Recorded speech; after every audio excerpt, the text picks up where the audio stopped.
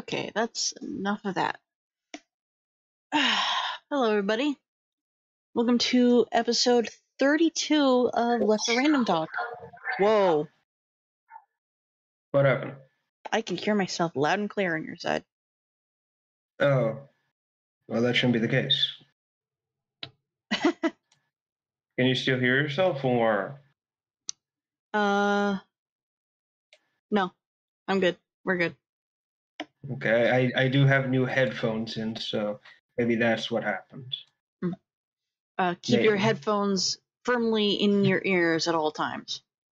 Because Yes. everybody will hear me if you don't do that. Of course. All right, Anyway. all right. Hello, everyone. Hello. Episode 32. Holy crap. Mm-hmm. It's crazy. Yeah. Good news is I might have joined a bank. Bad news is I am not sure. Oh, shit. For some reason, I started a trust fund. I got really confused and twisted around, so I'm going to have to check that out soon. All right. On a side note, I do want to share like a quick story from yesterday, real quick. So I was helping my mother get out the tree for decorate the tree for Christmas, and we were trying to, oh god, what's the word? We were looking for the ornaments, and we completely turned the balcony upside down looking for it. Mm-hmm. And then it turns out she's thrown out all the decorations we had. So we spent that entire hour just throwing shit around, realizing, wait a minute, that's not here. The only decoration we have left is a Darth Vader head we have as an ornament. So that's that and a bunch of lights on the tree. That's it. That is the extent of our decorations right now.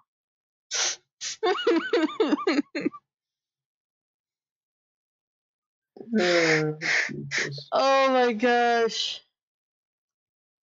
Yes, because nothing says holidays like the Empire. All right. Luke, I am your Douglas fir. Oh gosh. In the meantime, our Christmas decorations have been, like, some of them have been brought up. They're still in boxes. The tree is still in a box. And we dare not take them out because of the little puppy that has been staying with us during the weekdays, who actually left, like, not that long ago. Oh, good. He has a really bad habit of grabbing something and trying to tear it to shreds. Like, he was actually attacking the older dog, trying to tear his tail to shreds. But he keeps grabbing random things like socks, which is a classic. Some toys, stuff like that. Give me a second. Mm-hmm.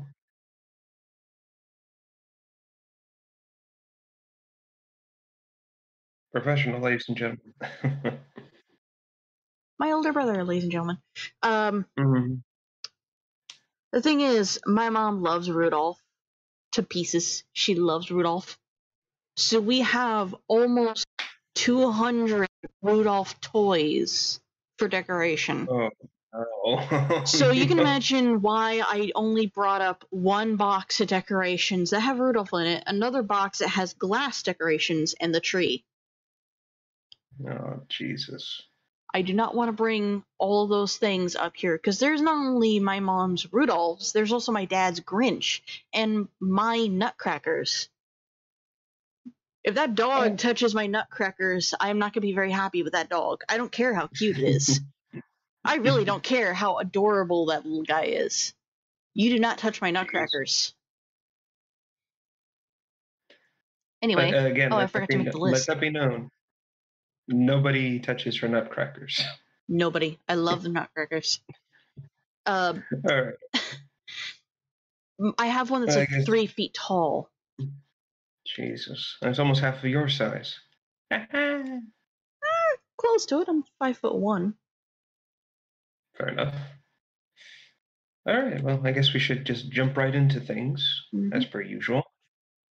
So today on the topics, I did mess up something here. The first two are out of order. It's supposed to be the second one first, so I'll do that. Bethesda decides to give people what they wanted and give actual canvas bags. However, that leads to Bethesda has had their website leaking people's information to the world: credit cards, home I heard address, about and that. phone Yeah. numbers. Red Dead Redemption 2 Online. It's pure greed with grinding beyond the belief, which sucks. So Resident Evil. it's sort of like Minecraft, only ugh. Trust me, I'll get into it. Resident Evil 2 Remake information. New mutant in the sewers. Zombie damage system. More open, in quotations, levels for the game, and Mr. X reveal. James Cameron's Avatar going to get an open world game by Ubisoft. Early Ooh. information, so speculation abound. Rev's reviews, Mass Effect Annihilation, a Mass Effect novel worth buying. And talking Darksiders 3. And then there's just one last thing, just that. Yeah. All right, so let's jump into the worst of it and just go right into Bethesda. Yeah. Oh boy. So, so as everybody knows a bit now, Bethesda has been in deep water with its fan base for quite a while now, Mhm. and that's due to the fact that they just don't give a shit.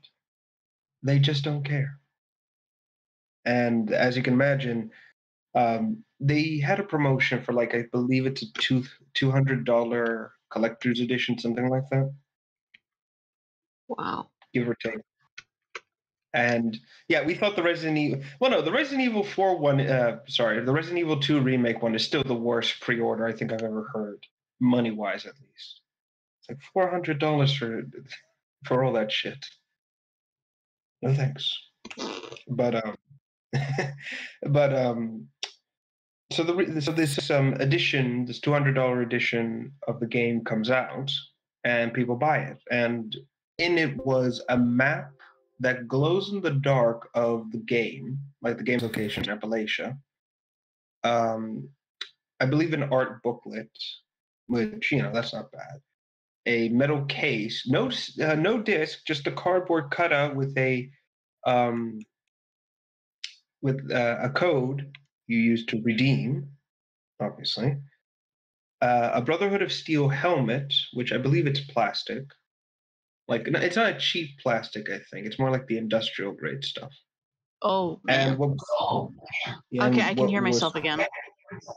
I, my headphones are still in my ears. Weird. Again, maybe it's just a glitch or something. But yeah. And finally, it was supposed to come with a canvas bag, like something of nice quality, something you can use. Everything came out except the canvas bag is actually made out of inferior material, like the shit you buy from China kind of material. And people are not happy because in It's the a promotional image, it's a right, bag. yeah, like an actual plastic bag, Who the like fuck something. cares? It's a bag. Well, people are angry because they were deceived. They wanted the good quality, kind of bag they can use instead of a plastic paint easily chips off kind of thing. That's why people are angry because they're being tricked basically, and nobody likes to be tricked. It's a case of we would like what was advertised. Like, okay, let me put it to you this way: imagine if you go to GameStop or something like that, and you see, I don't know, a Minecraft thing that says like a hard plastic creeper Mhm. head Mhm. mask, right? And then you buy the box, then you go home, you open it, and then you find out it's cheap Halloween rubber material that would like melt within like 2 years of disuse. Oh boy. That's basically it's satin. That's what it is. It's made out of satin, and that material is famously known for melting after several years. Like it's a very nasty sort of plasticky, like it peels onto your clothing. That's how Oh. nasty that stuff is. Yeah. So people were angry. People were like, okay, no, we don't want this. And this led to someone talking to the Bethesda PR or human resource, or whatever, so a manager kind of person for like the fans, and asked, hey, this isn't the shit we ordered. And then the guy's response is, yeah, the bag that was shown in the image was a prototype. We're not going to fix this. And of course, people got angry. People got enraged with this because, again, they're being tricked into buying a shit bag you could buy for like $2 at your local Walmart or something. Mm. So they got angry and started to, get really, really pissed. So then Bethesda says, okay, fine, we'll give you the canvas bag. However, but here's the thing about this shit, that you got two options. You can either get $5 worth of in-game points, or you can ask for a refund and get a bag or whatever, right? Here's the thing. If you took the money effectively, there's a little bit in fine print that says by accepting this money, you release Bethesda of all legal responsibilities and cannot receive a refund and or sue for a refund. Oh, God. That is evil. That is Mhm. honestly evil. And that money, that 500 atoms, yeah, you can't buy shit with that crap. I remember hearing about that. Like, Tumblr exploded with it. Well, temporarily Exactly. exploded. Now it's exploding because of what Tumblr is doing to itself. But I'm not going to get into that. No, I've heard of that. I wanted to kind of cover this, Oh, but God.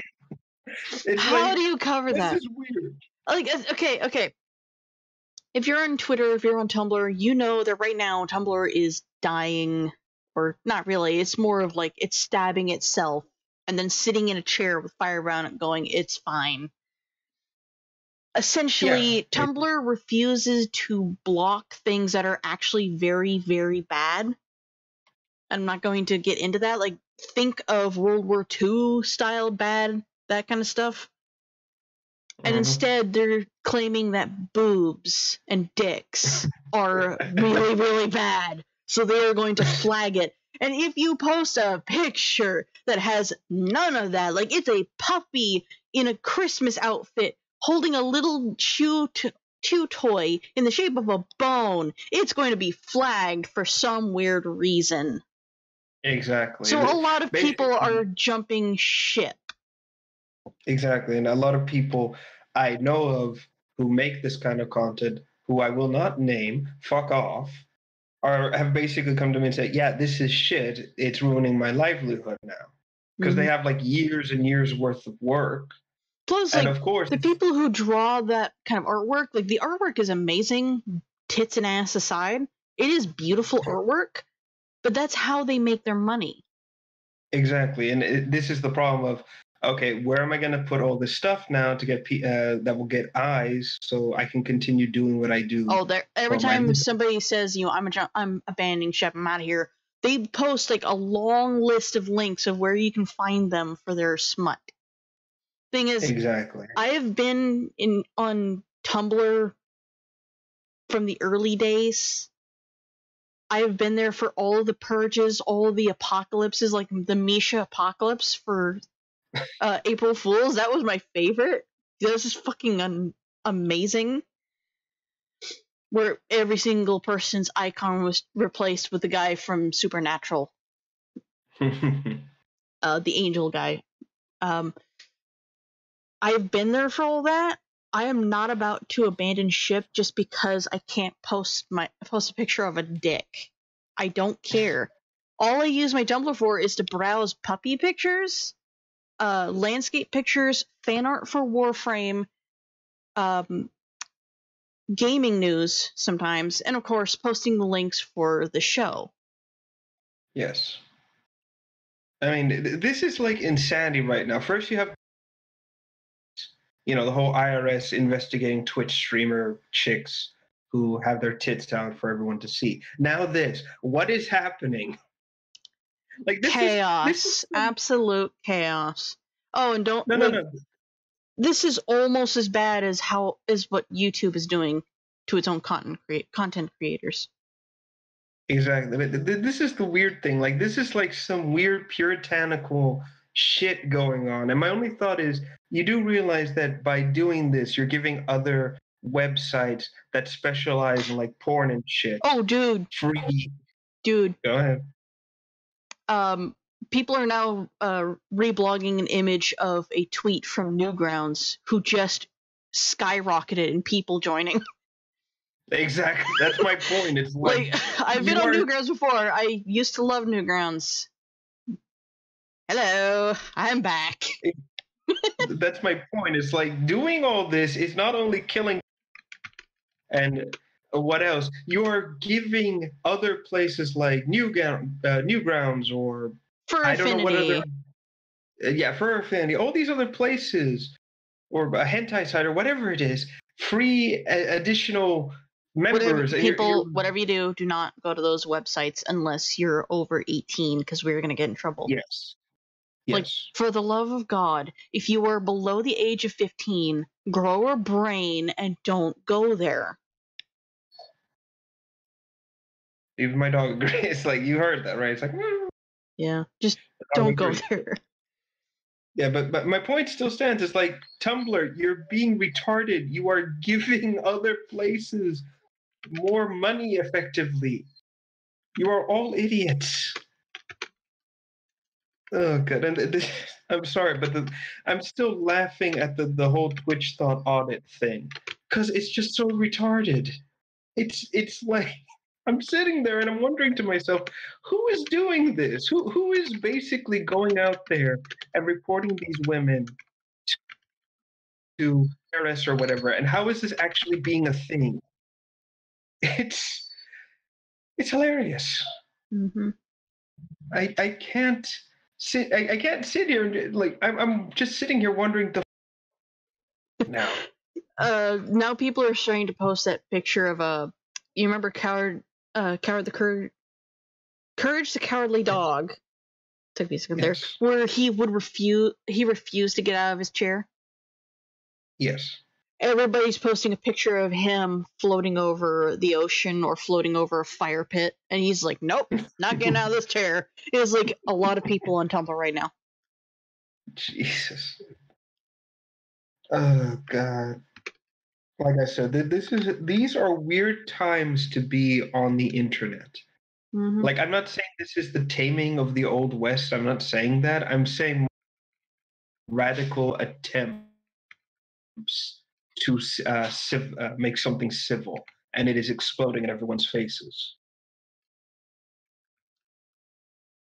Anyway, so let's get back to this. So basically, Bethesda agreed to give everyone the bag that was promised if they purchase or get a ticket to receive this. Now, a fellow YouTuber, a guy called It's a Gundam, covered this before and actually showed that the bags Bethesda is trying to now give out is actually a pre-existing bag that is worth $2 on Amazon. And it's the same thing. The only difference is that the Bethesda one has the Fallout 76 logo. Mm. It's like, people, if you want the bag, don't go to Bethesda. Just go to the Amazon and look for it. I can safely say, like, the dollar store has actually really good bags that you can buy for $1. Exactly. Like and I they're said, really good quality. That's the funniest thing. The dollar store has better quality than Bethesda.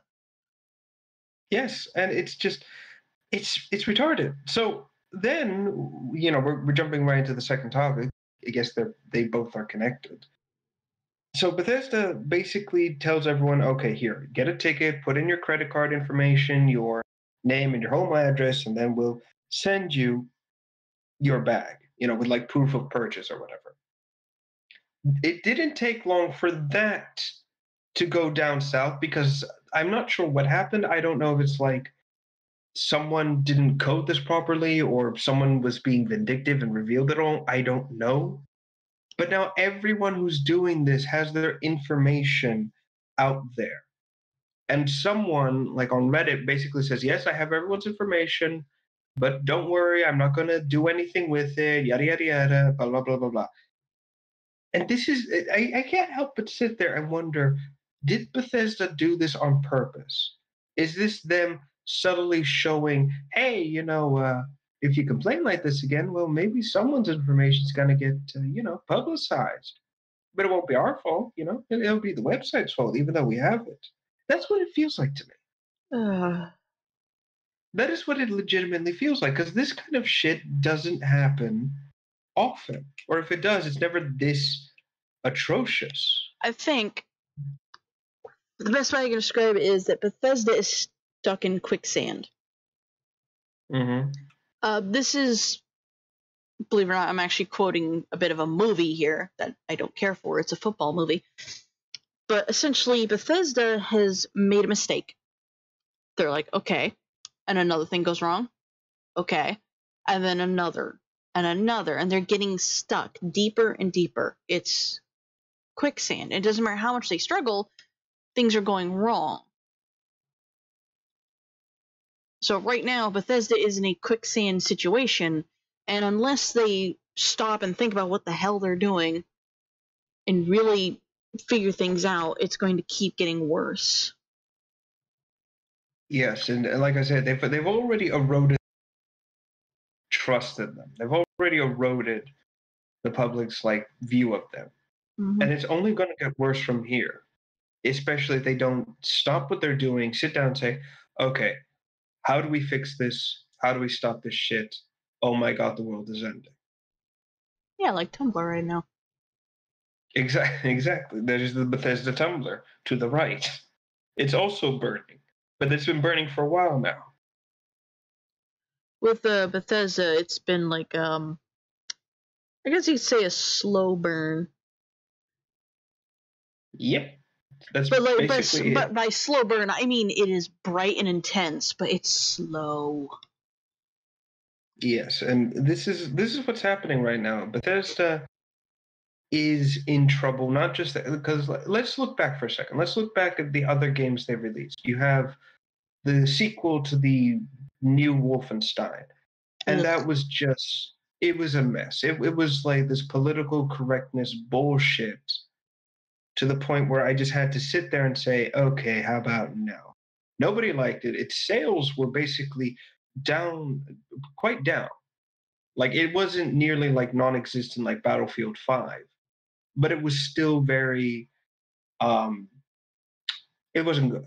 It wasn't great. Mm. And yet they went on, so, then they go ahead and they announce a sequel to that one in which you now play not as the titular BJ Blazkowicz, but instead as his two twin daughters. In, I believe it's 1980 Nazi America or something like that. I'm not sure. But this is the problem. Now it's pretty obvious they're starting to try and take more of of the politically correct course of action with a lot of shit, especially with the game. And if they keep this up, that means that Wolfenstein, one of their flagship titles, is going to go down the drain.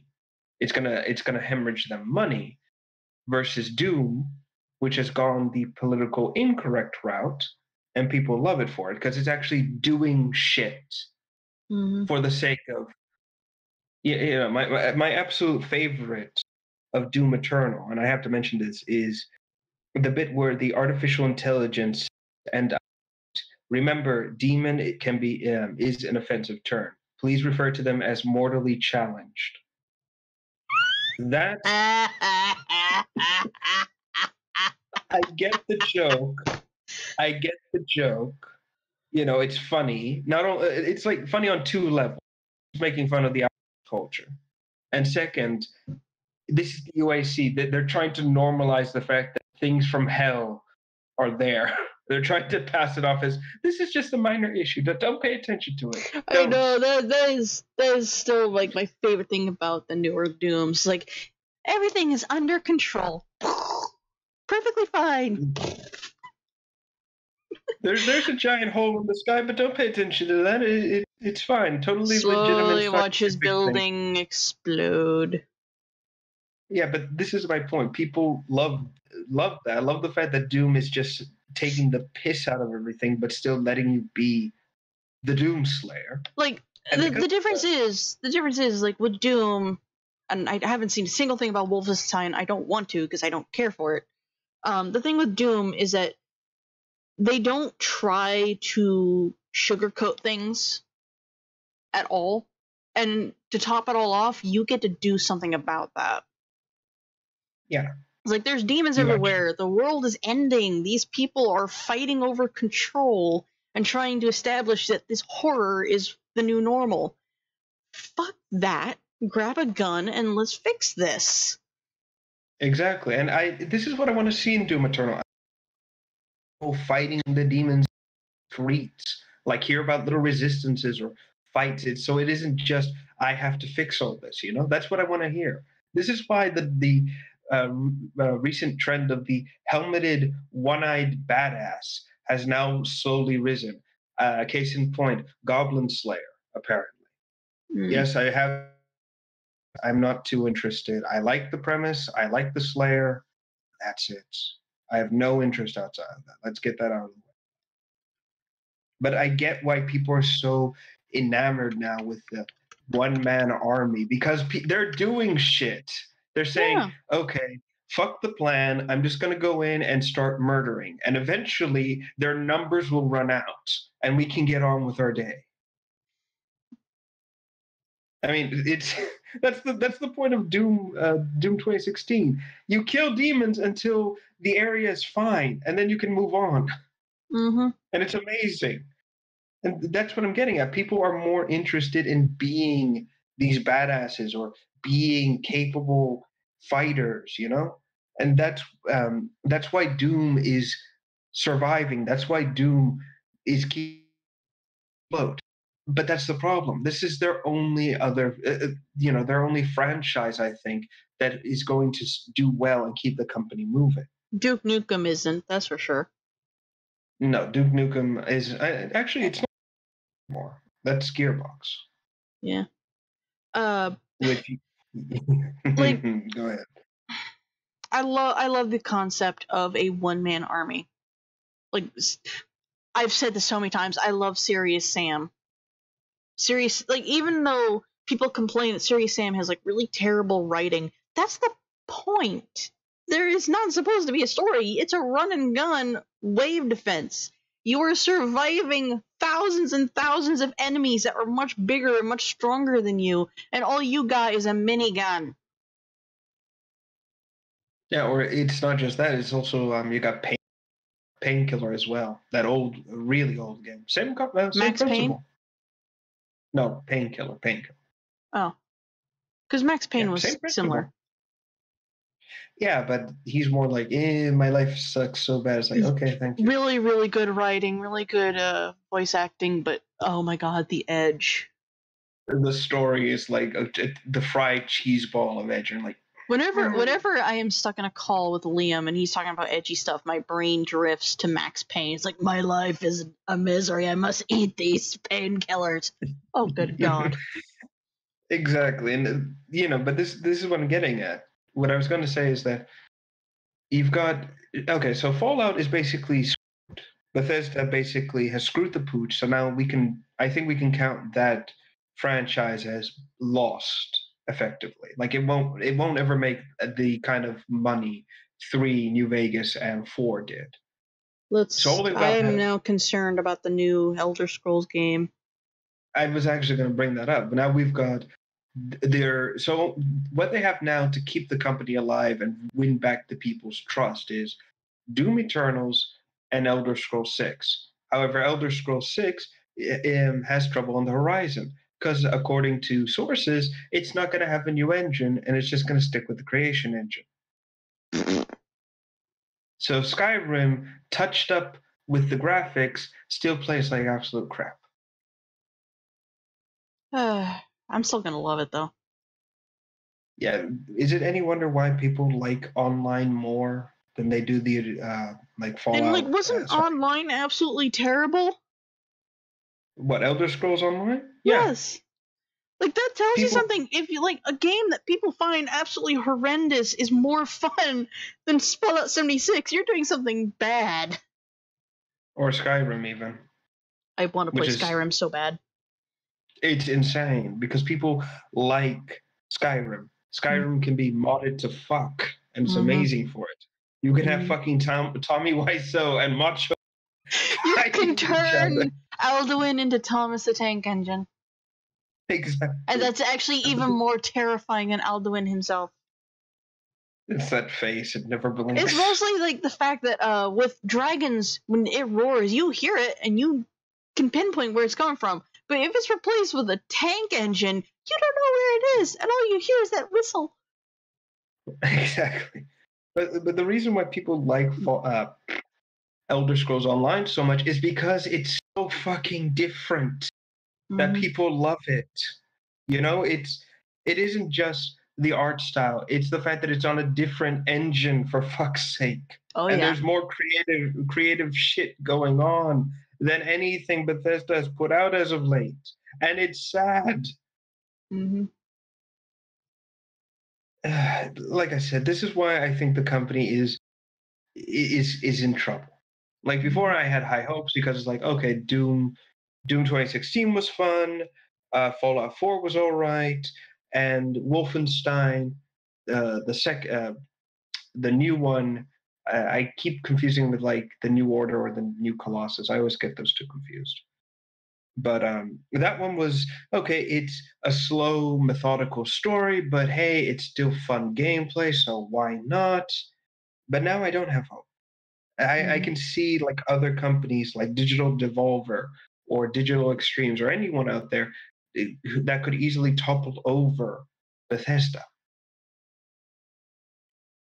And that is a sad reality to think about. We're talking about all this, and like my mind is kind of drifting to Dishonored. Yeah, that was also Bethesda. Those games were good. Yeah, because they're doing something different. Yeah. That's what makes them so good, because this is something you don't see often. I mean, yeah, if you ignore it, like people say, oh, it's just a first person, what's it called? Assassin's Creed. It's like, yeah, and that's what makes it interesting. Like, here's the thing. I watched like Rithian play Dishonored 1 and 2 a lot, like on repeat. I do this a lot with a lot of playthroughs that I like. They still use like the same, like bits of the same engine for the NPCs and stuff like that. They still move the same. They still like will stop and animate the same. But all in all, it's a very, very different game from what Elder Scrolls is and from what Fallout is. Exactly. And that's what makes the Dishonored games interesting, because they are so different, not just in gameplay and engine, but also in style, in storytelling, presentation, world. That's what makes it interesting. That's what makes it fun. And much ironically, much like Undertale, for being a sociopath. Who knew? You cut out there. What about what? I said, and kind of like Undertale, it punishes you for being a sociopath. Yeah. Yeah. Like that is something you don't see often. Yeah.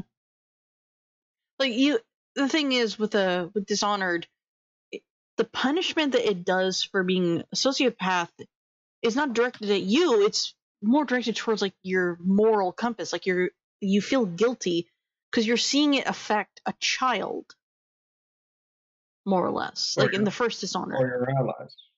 Yeah, like when Rithian did the Dishonored 1 playthrough, he showed you the bad ending, and then he went back and said, like, what if we did this and this and this instead?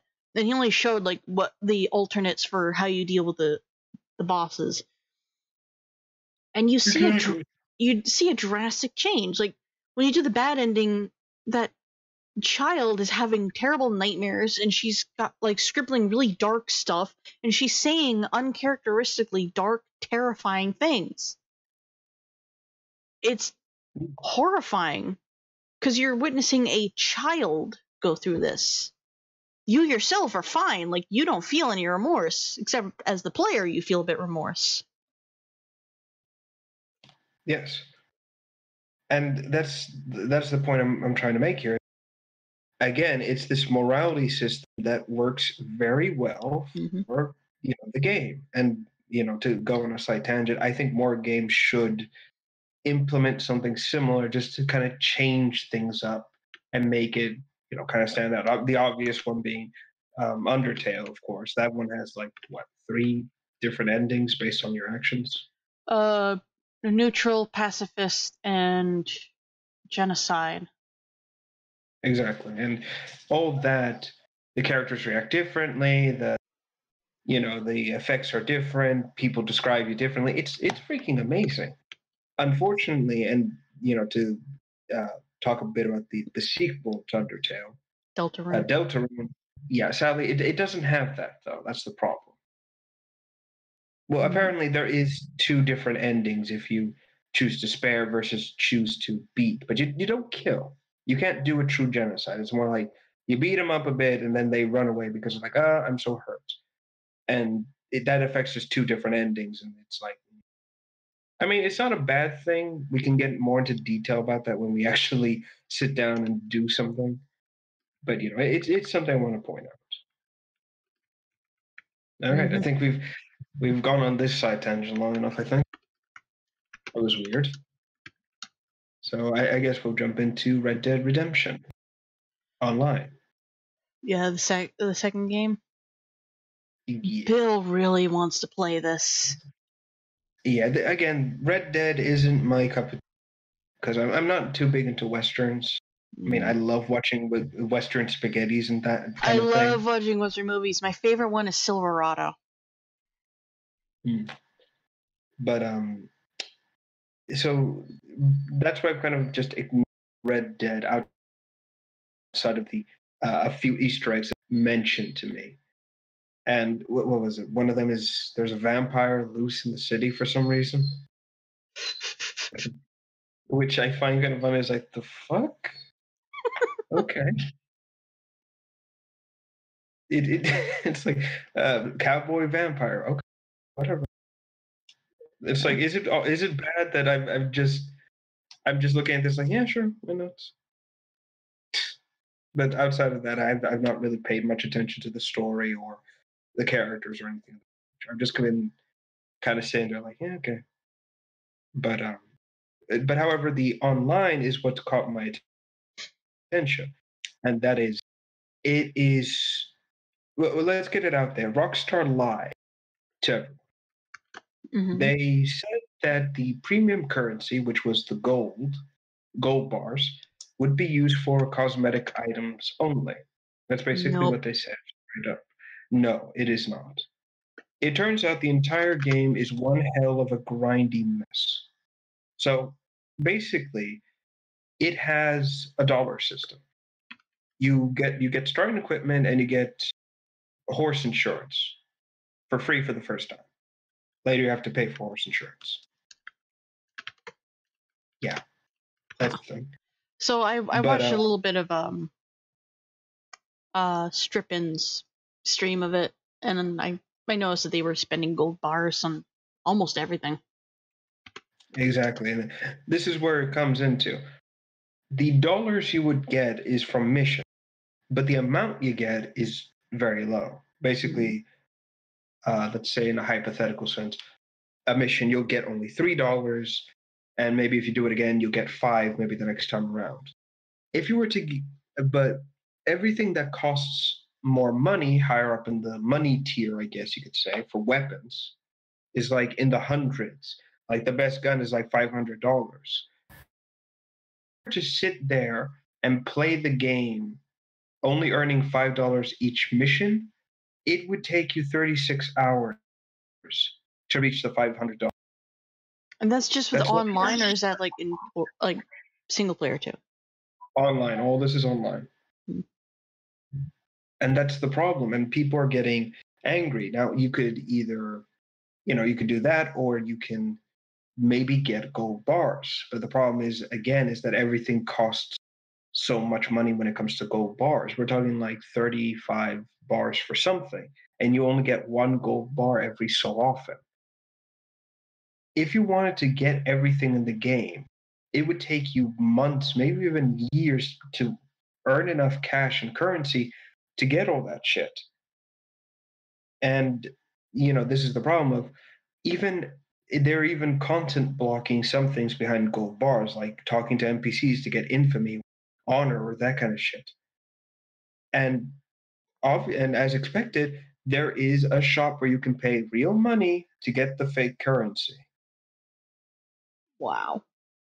It's like most people say, oh, Rockstar isn't that bad. They make quality games. Like, they make big budget games, but it's not quality. Like, they are just as... You get money faster in GTA 5 than this. Exactly. Like, it's insane how much money you can get within like 10 minutes of playing GTA 5. And all you have to do is just punch somebody. Exactly. This is supposed to be the West. Yeah, this is like GTA goes Wild West. No. But this is like supposed to be the West when when a dollar bought you more than what it was worth. Like, these weapons should all be costing like a basic weapon should be like 75 cents or something of that nature, and then the real expensive stuff is like $10 or something like that. Not $100 for a shitty pistol. Like, back then, if you had like $100 or even $500, you were practically a millionaire.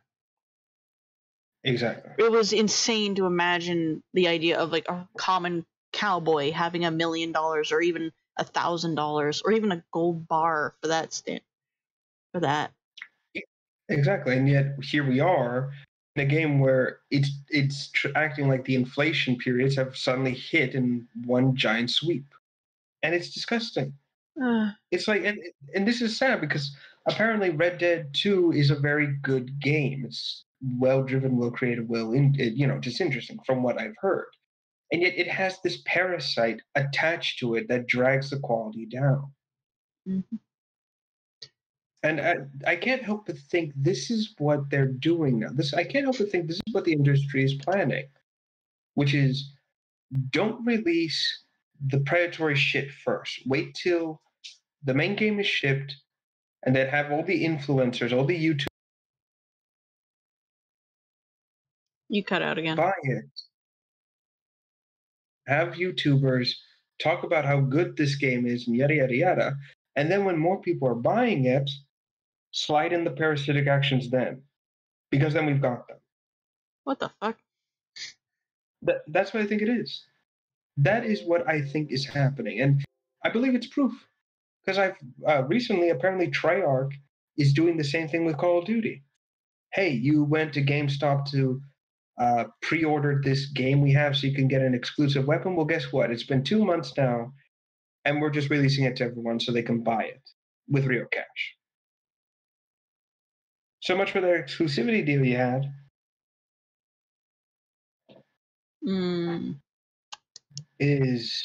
Again, this is just disgusting. It really is. Yeah. And truth be told, I'm hoping not a lot of people buy into this shit, but unfortunately, I know that's going to be the case. People, there are people out there who will spend on games like this. And, this doesn't teach the developers, hey, we should stop.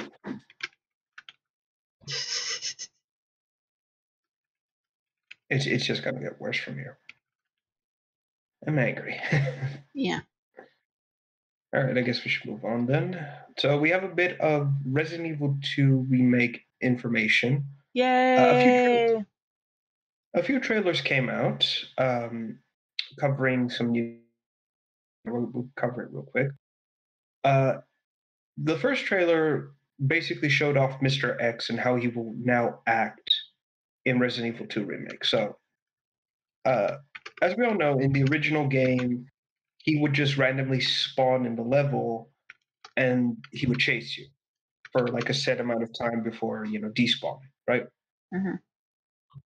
Well, now in the remake, he will spawn in a level, but he will continue to, what's the word I'm looking for here?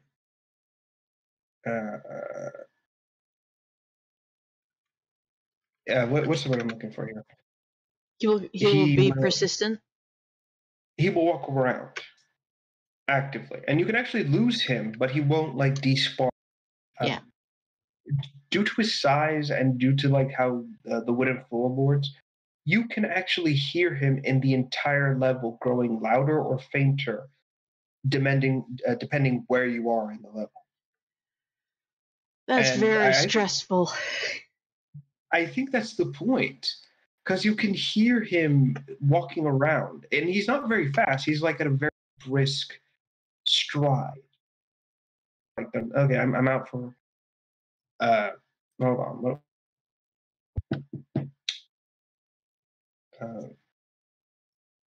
I'm out for a brisk night on the town.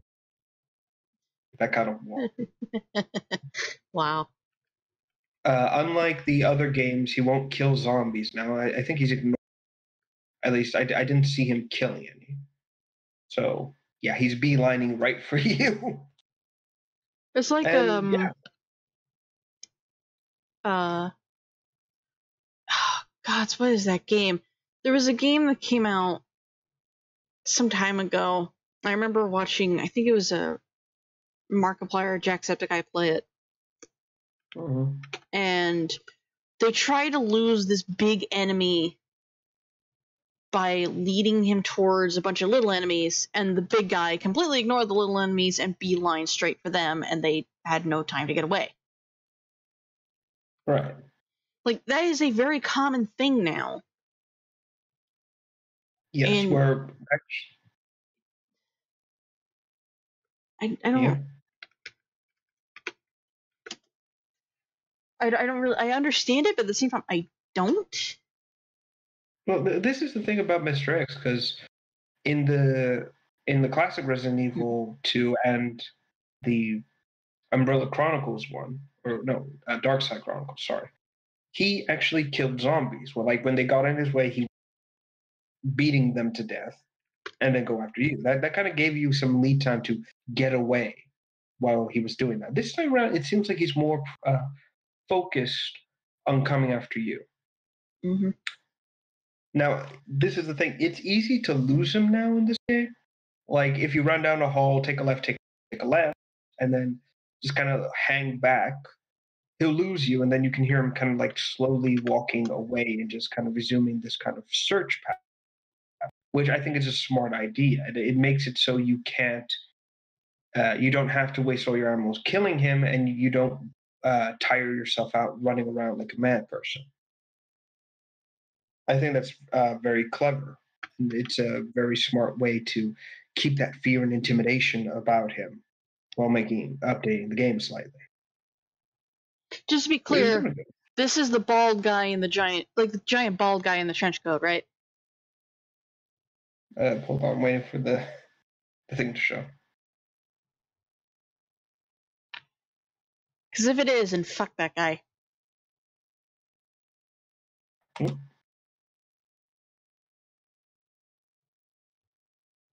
Stream, why you do this? What? It's like it's not showing anything. What is it showing you? It's just showing the type, not the usual. Hey, this is us sitting here at the desk.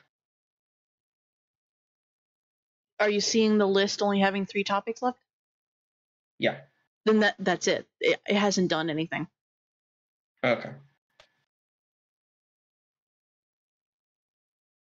Well, I'll just say yes for the sake of argument. But yeah. Basically speaking, it's going to be interesting. I like his new design. I like wrinkled face he's got going on. Kind of like, yeah, it's clear he's sick, but he's not like very ill, inhuman is what I want to say. Yeah. So this time around, there is a zombie damage system, which I found very interesting. So, like in Resident Evil, it was always possible to shoot zombies and kind of like, you would shoot them, you would stagger them, but they wouldn't really show the damage. You could shoot them Like, in the head and they would still be intact. yeah, depending on when the game feels like, there's the headshot, but no. There were other times where you could shoot them in the legs and kind of like get them to crawl. This time around, if you shoot a body part, that part will be basically connected but dysfunctional, basically. So if you shoot, still be attached to the body, but it's basically like now it's just a hanging chunk of meat. Mm-hmm. Oh shit. Another thing I saw in the trailer was when Claire is running from Mr. X, she is trying to conserve the ammo. So she's shooting one of the zombies in the leg, in the knee, in the ankle, like crazy. And then finally, the zombie's leg gives out, and you can actually see the ankle twist, the knee go weird, and then it just falls down. And you can still see the limb basically just so badly fucked up to the point where you can't get up it. That is incredibly detailed and very useful. Gruesome, but useful, yeah. Yeah, it basically makes it a good idea to improvise and just damage the zombies. Don't kill them because ammo is limited. Mm-hmm. So just shoot a limb, shoot the legs, get them to fall and topple over. I found that very cool. There's also another mechanic now where if a zombie lunges at you, the typical I'm gonna thing. Yeah, I know that lunge. You can stop them and put a flashbang or some sort of stunning grenade or anything into their mouth. And then when another enemy attacks or tries to attack you, and you move out of the way and it hits that zombie, it will hit the flash and they'll stun all the monsters in that room. So it's similar to how Resident Evil 5 did the stunning attacks. Like once you stun them, you can do a drop kick or something like that. Yeah, but this time around it's more I can run away and set up the trap now. Like I am not forced to walk up right next to this one and then suplex them. And like hope that you have the prompt to do it. Exactly. I was watching Like and stream Resident Evil 5 last night. I loved it. They I think they had cheats on, or they have something going on there, because like Chris was wearing barbarian straps with like spiked shoulder pads, and he had a minigun and sunglasses, and Shiva was dressed as like a tribal lady with a bow and arrow, and they had infinite ammo. Those were the costumes with the infinite thing you can get if you beat the game at a certain level. But it's kind of like that. I find this very good, very interesting. The levels are a bit more open, and by that I mean like it's not as confined as the classic one. Like you can walk around and like if you go into the streets, obviously there'll be cars that will block your way, kind of like make passageways for you to go this way, right? Yep. But the sky is there. There are buildings around, and it's more. The camera's like zoomed out slightly. You can get this sense of, I'm outside. This is the outside, which I find very, very cool. You also get to play as Ada for a few missions, which, all right. And of course, you get a hack tool. All right, then. It's like, and again, I'm not too bothered by this because this is she is the one that always tends to get the weird shit. So I'm like, whatever. Yeah. I mean, the last time you played as her, she had a weird guy in a bulletproof suit as her companion. who says nothing. Who says absolutely nothing? He's not even there in the cutscenes. He can't even interact with anything. He just exists. Therefore, Like, he is. Chaotic and Jesse Cox's play of Resident Evil with that guy was hilarious. They transformed him into their own little character. This is funny. But yeah, so you got that. The police station, other levels, again, very open. Using keys to open doors. Actually, you can see the key going in, unlocking it, which I found kind of cool. And yeah, here's the thing: is the key unlocking faster than using the key card on the basement door in Resident Evil 5 when they first meet that tentacle thing? Yeah, it's faster. Basically, yeah, because that was weird how slow he was reaching out.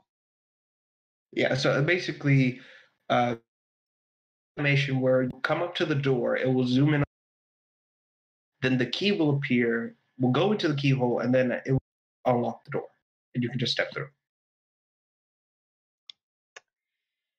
Which makes the keys more unique. And of course, finally, we have the quote-unquote new creature in the sewers, and this is what I found very weird. So as we all know, in Resident Evil, there's one G mutant, right? Like that weird, like, what's I'm looking for here? Malformed infant, whatever the fuck it is. Ugh. And in it, you fight it, you kill it. Okay. It's in the sewers that another one that kind of looks like it exists. And it's so weird. It doesn't even look human. It looks like a lump of flesh that just grew arms and said, fuck it, I'm gonna be this now. I think this is a new enemy for the game. Which, if that's the case, that's really, I'm really happy about that, because that might get some of the beta monsters that were cut from Resident Evil 2. Come on, zombie horses. No. But yeah, basically Leon fought it, shot up one of the sections of the arm, and kind of exposes that William Birkin eye. Like, it was really weird. Oh boy. Yeah, again, I said this, and why should I care so much? Yeah. But I think, that's was shown for the Resident Evil 2 remake as of right now. They're after this, I think. Which, again, I'm looking forward to. Yeah. I'm excited for it all the same, though. See the new level, how this game looks, the HD graphics, all this stuff is going to be very exciting.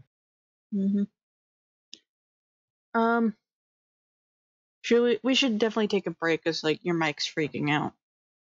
Yeah, we'll do that. Yeah. So we will be back in a few. Yep. Okay, now it's just me in the audience. We're going to take a quick break. So get up, stretch, get yourself something to eat, something to drink, go to the bathroom, reconnect with your hive mind and your mothership, whatever, what have you. And we will be back as soon as we can. Can't promise it'll be 5 minutes or not. It varies, because, hey, a guy's got to eat, a guy's got to stretch, But I'm going to have the intro music playing on repeat. If you don't like the music, then that's fine. You can mute the stream and tab away. But do keep in mind that we will be back as soon as possible. So, we'll see you guys in a bit.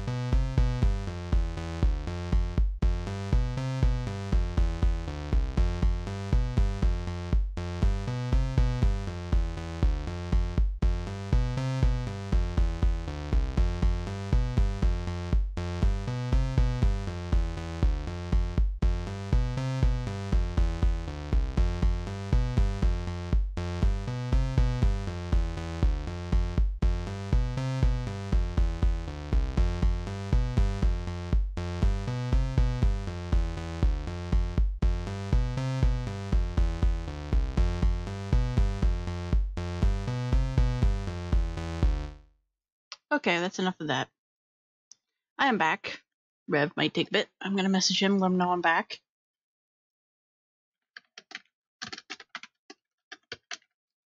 Yep.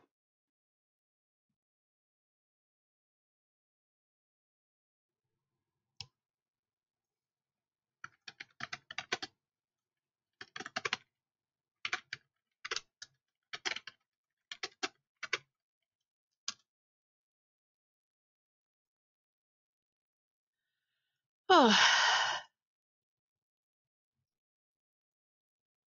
What have I missed in chat? Let me see. Nothing. Okay. Which is fine.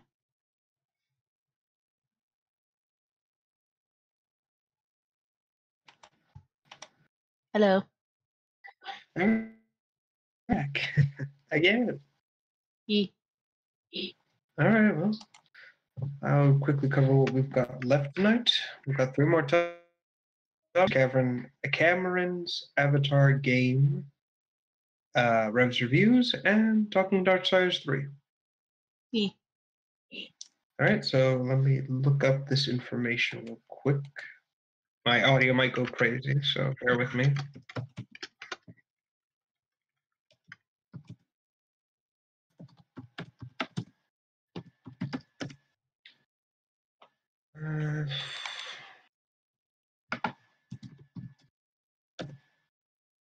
Let's see here.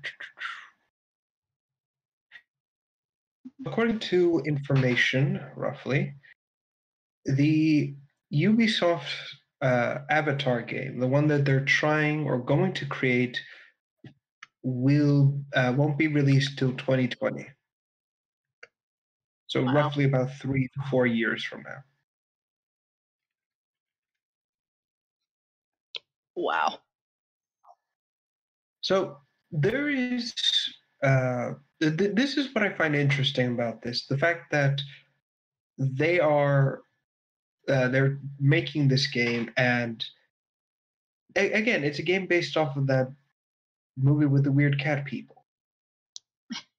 Just so everybody's clear, we're talking about the alien Avatar. Yes.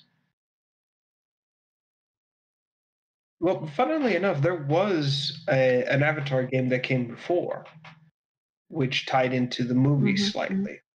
I was actually gonna mention that there was an Avatar game before, but I never saw anything about it other than screen caps and you, Bill, and Kitty kept talking about it and showing screenshots, but that was it. Yeah, it was a very it was quasi open world, and by that I mean there were biomes you could go to, but they were very enclosed. There were very obvious places you could and could not go to. Mm-hmm. And yeah, what I found interesting about it was basically, the game basically gave you an arsenal of weapons to use, but they were limited to what species you were. You were either one of the cats or a human who had the more, traditional weapons versus, more native weaponry like weird saw blades and things of that nature. The game wasn't bad by any stretch of the imagination, at least in my opinion. I don't think it was it was cookie cutter. It was very, basic and quote unquote limited in some areas. Mm-hmm. But it was, for what it was all right, at least in my opinion.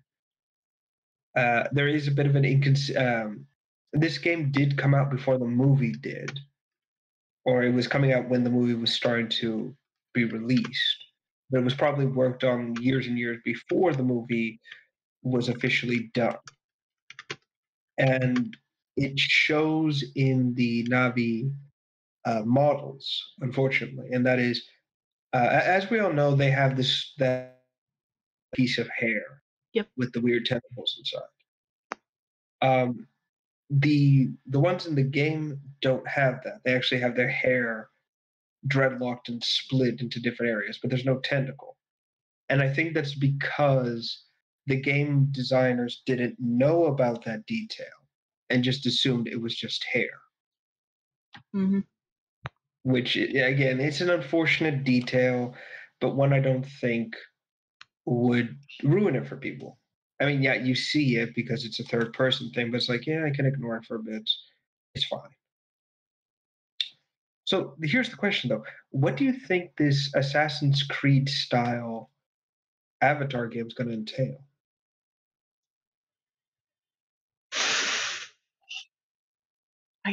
I don't know. All right, well, let's look. It's going to be designed and probably play like an Assassin's Creed game. So we're thinking third person with a lot of clambering. Mm-hmm. So I'm guessing a lot of the area is going to be very open. Maybe it'll be limited to one specific region of the planet where climbing is an essential Is thing, essential. is essential. And maybe that'll be the focus. Maybe they'll go with like the movie game that came out where you can pick whether you're human or Navi. Maybe. Mm-hmm. I am curious to see where the story will go. Maybe it'll be after the movie's set, or maybe it'll be following the sequel. Who knows? It'll be worth looking into, in my opinion. I also want to see all the creatures and everything put into real HD. Yeah. Because don't get me wrong, the game that came out does have pretty nice models, for like animals and everything like that. They're okay. You won't hear me say, "Oh, it looks terrible," because blah blah blah blah. No. The game isn't ugly by any stretch of the imagination. The problem comes in from it was very obviously rushed out to tie in with the movie, like around talking to each other, but have very like stiff animation. Yeah. Like they'll stand there and start bobbing parts of their bodies, like, because that's how old people talk. Says it loud, and that was a thing. I mean, the hold on, Let's do. sorry.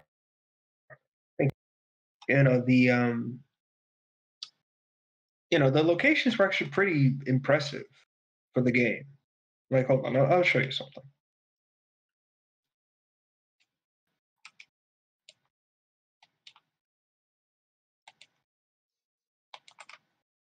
Yes, the silence is deafening.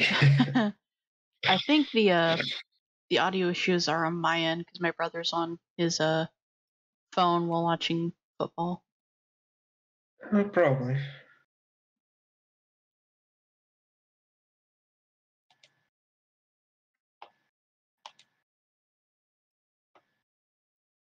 Oh wow! Yeah. Is this from the previous game or is this from the one coming out? Previous game. It looks nice. Yeah, like I said, this isn't an ugly game. It's just it is very much you gotta if you ignore some of the technical issues, it's a very nice game. I mean, even some of the human enemies or the human characters, they too have a very it's not a terrible look. It is a very like distinct one. It's just like, wow, where was this in the? They look like they come out from the movie too. Yeah. I'll just show that one too. Hold on. When that movie came out, that game came out shortly after the movie, right? Shortly before, yeah. Like it was one of those game tie-ins where the movie's just about to come out, but the game comes out first. Yeah. What year was that? I will check real quick. Let's see. Because I remember when this Avatar movie, this game came out, I think it was around the same time that the last Turok game came out. All right, here we go. This game came out December 1st, 2009. Yeah, so it was like a year after the Turok game, which was set in a jungle setting on another planet. Hmm. And it was really weird. Thank you, Cody. Oh, no, it was a prototype of this game. Yeah, like, you're on an alien jungle, you're trying to survive raptors, and you have the guy who plays as Hellboy talking about his dead brother. Yeah, Ron Perlman. Mm-hmm. He's a great guy, by the way. Yeah, great actor, but a shit human being sometimes. Like Sometimes he can be we're not gonna get into that. No, we're not gonna get into that. It's like, yeah, let me tell you all the horrible things about that now. No. But yeah, no, the game actually is, again, like I said, it's not that bad. It's the model work is passable, given the age it came out in. I think it's more of the case of if you don't look too much into certain things, if you don't zoom in like crazy. If you don't stare for so long.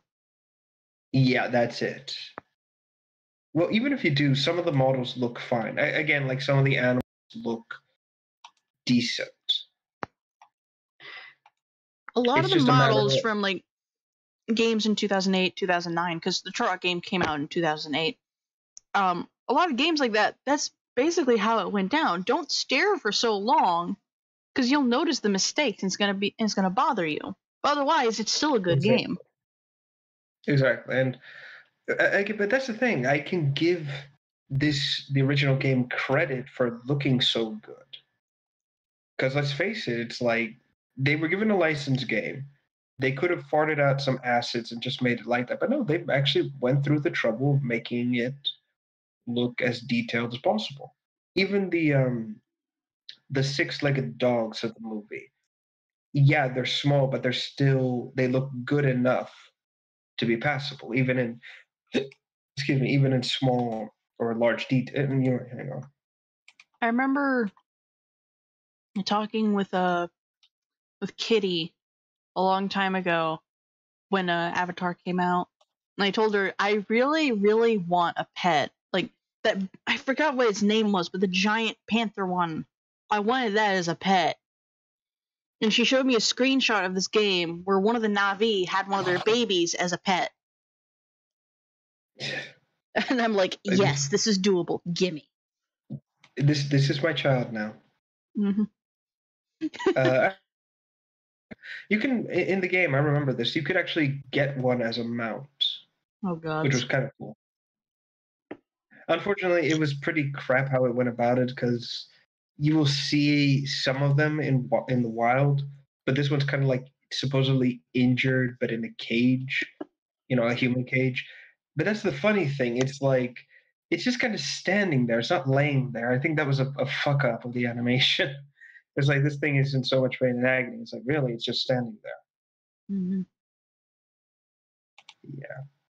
But like I said, it's good detail work. This is the level of detail and quality a licensed game gave this. Gave all of this. Imagine for a second what Ubisoft could do with the new technology and this creative world. Another thing that the developers could have done back then was actually talk to the people who made the movie, like get finer details, make it even better. Yeah, which I think they did. It's just a matter of there were some moments where they obviously didn't get all the information they needed. Again, count the ponytails. Yeah, that's what I meant. Yeah. Oh, wait, there is one thing I do want to mention. Unfortunately, in the game, the Banshees fly so poorly. I remember this very clearly. There was a moment where someone was flying one, it glitched out, and it was stuck in like a sort of T-pose, where its wings weren't flapping or anything. It was like a little plane. And he kept trying to fly it and just kind of crashed into a lot of things, and you could hear an audible thunking noise. Oh, God. Oh, God. Again, I go back to Turok. Turok Evolution, which is older than this. The flying animations for their pterodactyls always worked fine, and it was a really crappy game. It's like, what? Man, but again, like I said, I want to see where this goes. I honestly want to sit down and see where Ubisoft goes with this. What will they make? How will they make it? When will Do this we know start? if it's going to be just like a remake of the previous one, or is it going to be of the second movie? It is unclear. All they've said is we're making a game. It's gonna what? Try that again. All we know is. All we know is that it's gonna be an Avatar game. We're making it in 2020, or it's being released, and that's it. They haven't said this is a sequel to the movie or the other game, or this is a remake of. It's just been a matter of be patient. I kind of expect to see information about this game getting what's the word?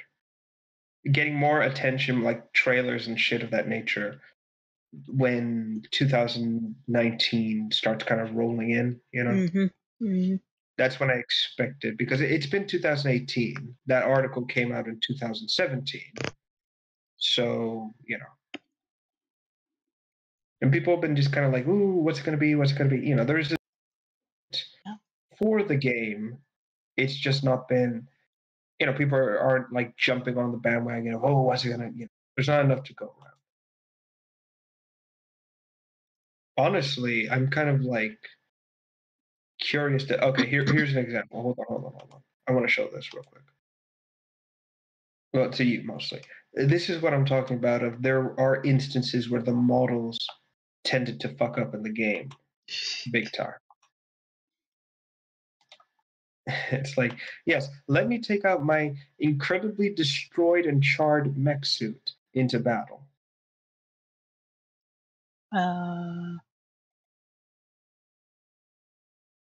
What the heck?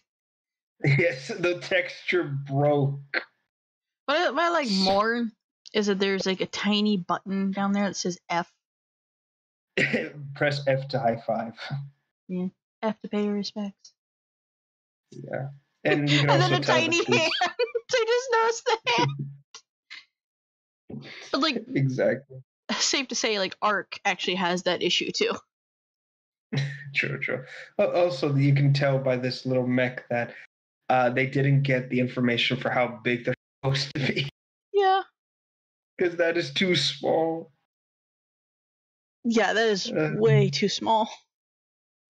And I've seen the movie. Maybe this is, you know what, we could just divide and say, no, it's just a micro, like a scouting one or something. Yeah. That still won't survive long. No, it won't. I've even seen the Mad TV spoof of it, and even they got it right. In the weirdest way. Mm-hmm. But no, like I said, I want to see where this new game goes. Like, it would be interesting to see if it was a sequel to both movie or game. And maybe it's like it's been years, you know, you find the ruins of this kind of technology, you know, shit of that nature. I want to see where this goes. And then immediately bash it for being shit. No. Predator Easter egg there. They'll catch on. Oy. I did know that the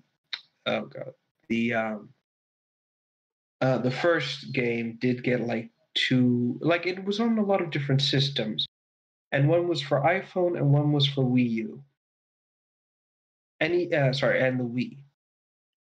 And even though you expect iPhone game the absolute shit quality of the models, it's still trying to make it look impressive, which is amazing. It still looks like a cartoon, but points where it belongs. At least it tried. Yep. Oh, poor puppy. Yeah, people at the door. Hold on, let me get up and close my door. Just remember to mute yourself.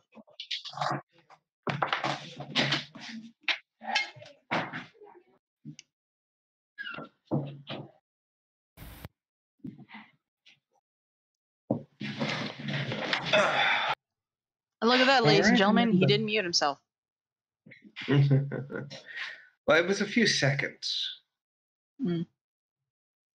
Anyway, but yeah, that's where this is going. Like I said, I want to see where this goes. Yeah. Yeah. All right, so moving right along. Before we move on to that, since Sure. we're on the topic of something that is a movie, quote unquote, the new Godzilla movie has actually been teased. Like, some footage has been teased. Yes, there has been teased, like information and things of that nature. There is actually like a website where you can track Godzilla himself, but like the footage that they showed was Rodan flying over a city. And you could really get a good look at him, even though the video was really glitchy. Exactly. And each of the monsters has a bio on that website, by the way, that really really explains why they act the way they do. And overall, it makes sense. Right. Rodan's skin is not made of stone, and I'm actually like kind of paraphrasing what was read on the profiles. His skin is not made of stone, but it is embedded with volcanic sediment. So that's why he's able to absorb and retain heat and look like the Firebird that most people believe him to be. Also, his wingspan is so enormous that he causes a sonic thunder clap that could decimate an entire city just by flying by it. I mean, we knew this from like the old movies for a long time. Well, that's actually something I wanted to ask you now, because since the new Godzilla movie's getting attention, people are very interested about it. This whole they're awakening the Titans kind of thing. What I wanted to ask was, compare this to Godzilla, the other one you saw, the Monster Planet one. Like, which one do you think personally is more interesting or is better in your opinion? Like, in terms of monsters, I should say. Design compared to the old versus the new? Well, no, I mean this movie versus Monster. Like, which one do you think is more impressive, captures the creatures more interesting, I should say? I'd say this new one. The new one. And here is why. In the early Godzilla movies, like the rubber suit and all that stuff, they wanted so badly to embrace the idea of a giant monster stomping through a city and leveling it and being an absolute terror. But that's hard to do when CGI doesn't necessarily exist. All you have is blue screen, black screen, stuff like that, and animatronics and claymation, which, by the way, America's like the best at claymations, hands down. Yeah. But it's really, really hard to it was really hard to do that. Now we have CGI. We have a way of making these creatures look and feel very real to us. Granted, it's not real at all. Like, we all know it's CGI. We all know it's computer generated. That's fine. That's not the fucking point. You don't have to keep pointing that out. We know.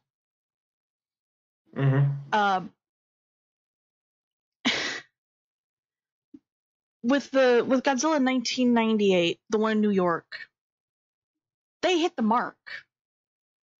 Granted, it shouldn't be classified as Godzilla. They still hit the mark. That is what they were going for. A giant monster, a giant animal destroying a city. Right. With 2014, Legendary Godzilla and all that jazz, they're able to do that. But instead of going the oh wow, Rodan is near Mexico. Bye, Mexico. by not going with the route that they did with 1998, where he was just a really tall dinosaur, hunched over, walked really slow even though he had giant legs. They're going with a more natural design. Everybody keeps calling him the fatty, but in case you haven't noticed, Godzilla 1990s was really freaking fat with a tiny head. Like an absolute tiny head. So I don't really think you have room to judge. Exactly, and this is thing, in my opinion, from the look of the creatures versus Monster Planet, at least in my opinion, I think this is much more interesting. These creatures look more alive, more realistic, something you would expect to see. Not the. I'm not knocking like the old costumes or anything like that. No. It's just if we're gonna go making giant monsters for these very for live acted movies, we should go a realistic creature approach. We should show massive beasts and look like they would make sense evolutionarily. Planet, which is more like,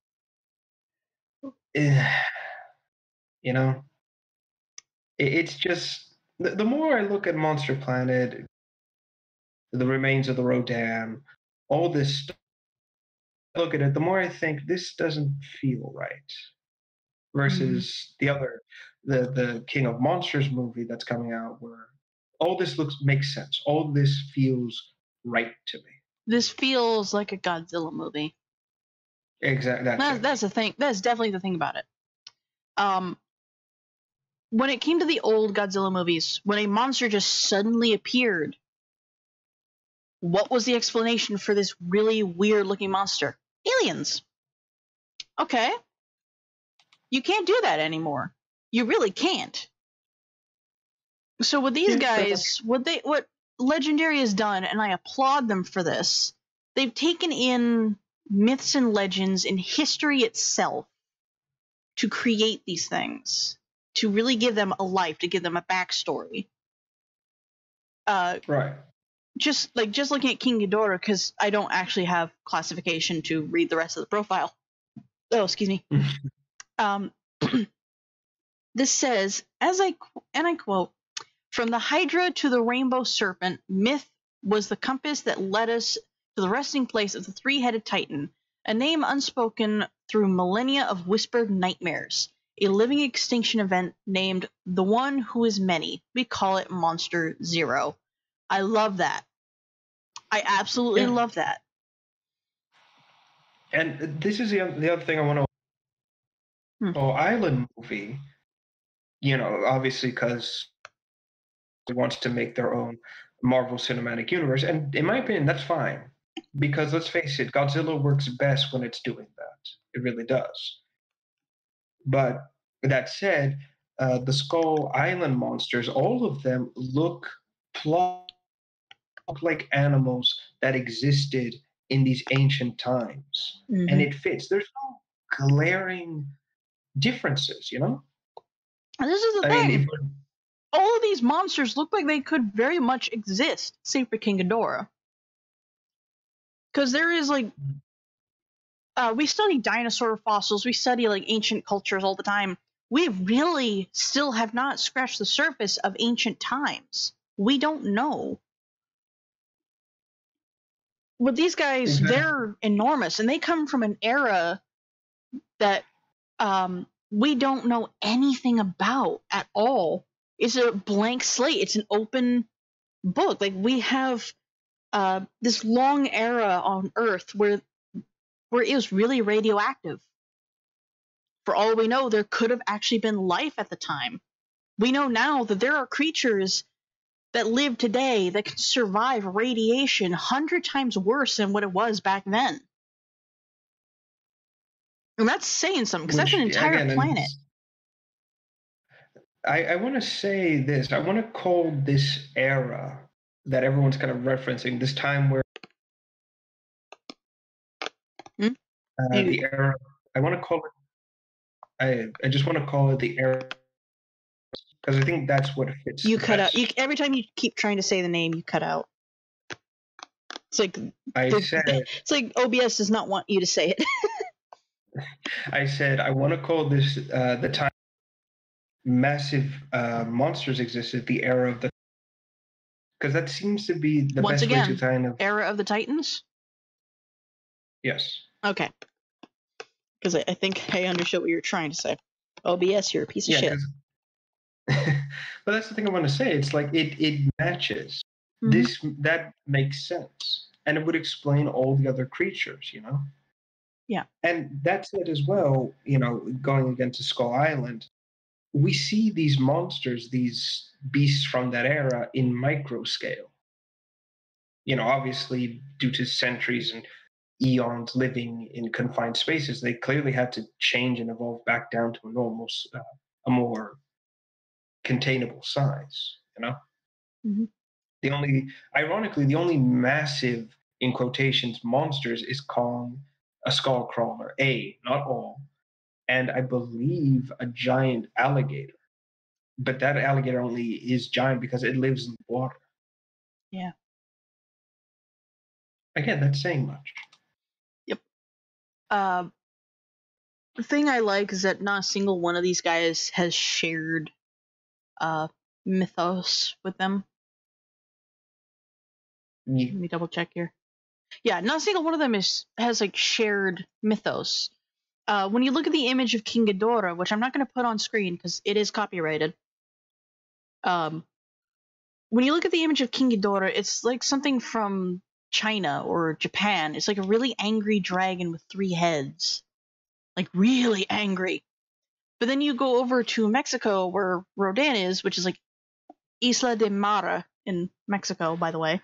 By Mexico. Mm-hmm. It is something from Aztec design. It's a bird with Aztec design to it.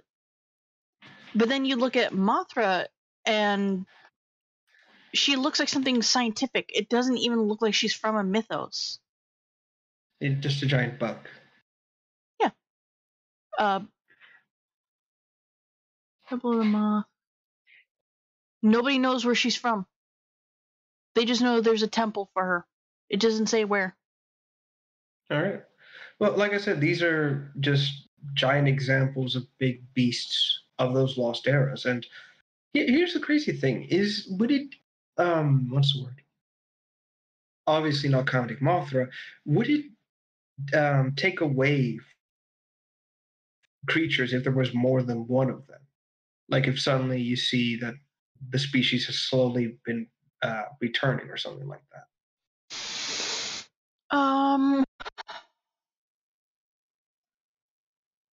With Rodan, it would make sense. Because in the first time he ever showed up in the movies, there were 2 Rodans. All right. With King Ghidorah, it would hardly make sense. There are multiple versions of him, but there's no multiples of him. Does that make sense? Yeah, like if we're not counting the... Yeah, I know the mecha version. Yeah, essentially, King Ghidorah and Mothra would be absolutely ruined if there was more than one of them. The theme about Mothra is that she dies in almost every movie that she's in to save the Earth. And like the thing that a lot of people in the fandom like to really beat other people about is, you don't understand it, there's symbolism, blah, blah, blah. Godzilla is symbolism. Yep. There's a lot of stuff in there that you need to really pay attention to. There's a lot of metaphors and symbols and shit like that. Mothra is definitely one of them. She's the spirit of the Earth. She dies over and over again to protect the Earth. So what does that tell you there? But Go ahead. What I wanted to say was, for the movie, would it take away from Mothra if it was discovered that she's just one of many other giant moth insects out there? Yes. Okay. Definitely, yes. I think, at least in this context, I think it wouldn't take away, because again, playing off of that whole nature aspect, maybe it would explain why suddenly there's more of them or something like that.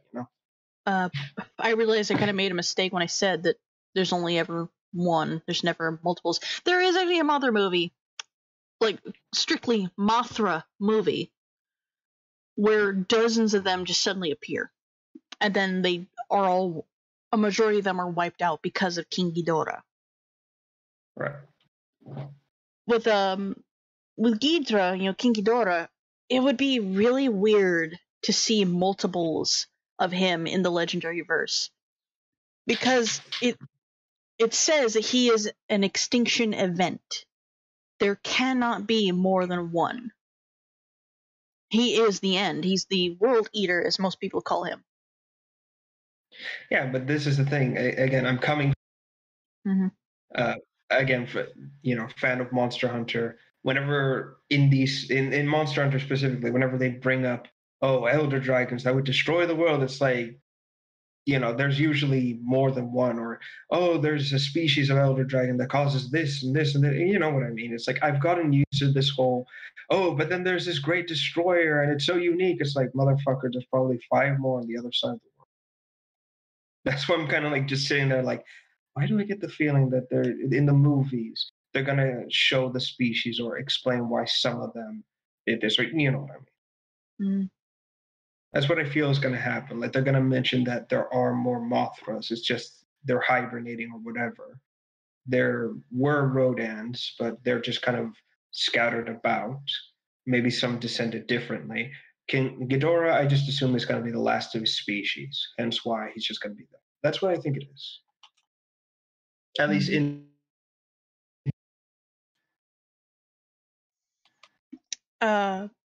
It's believed that this King Ghidorah can manipulate the weather a little bit wherever he goes. Okay, not that unusual. I'm looking at the on monarchsciences.com, which is where the actual tracking happens. The other one was really weird.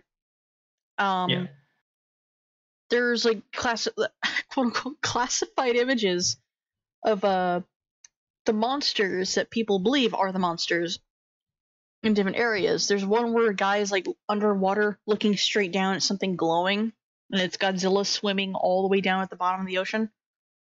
There's one where a giant wave sinks a tanker, like a very large ship that's not supposed to sink like that. There's another where Godzilla is swimming by a guy who's surfing. And by the way, the guy that's surfing looks absolutely terrible. It's like a little yellow dot on a board. There's one in Sicily, Italy, with what looks like a wildfire or possibly a volcano. And like their theories, like there's something with wings or possibly weird cloud structure over there.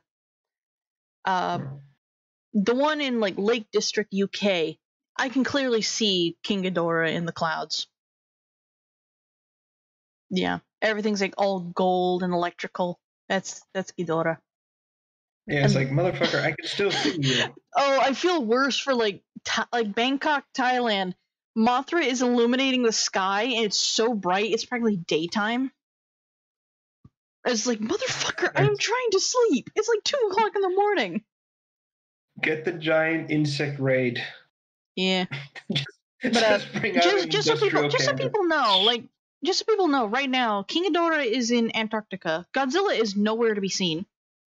Mothra is in the Yunnan rainforest up in Asia. And Rodan is in Mexico. By Mexico. I'm super excited for this movie. It's coming out in May. Like, you can bet your ass I'm going to save up money to go see it by myself. Alright. And I'm totally going to watch it legitimately. I can't say this about Godzilla. This is something I did not realize.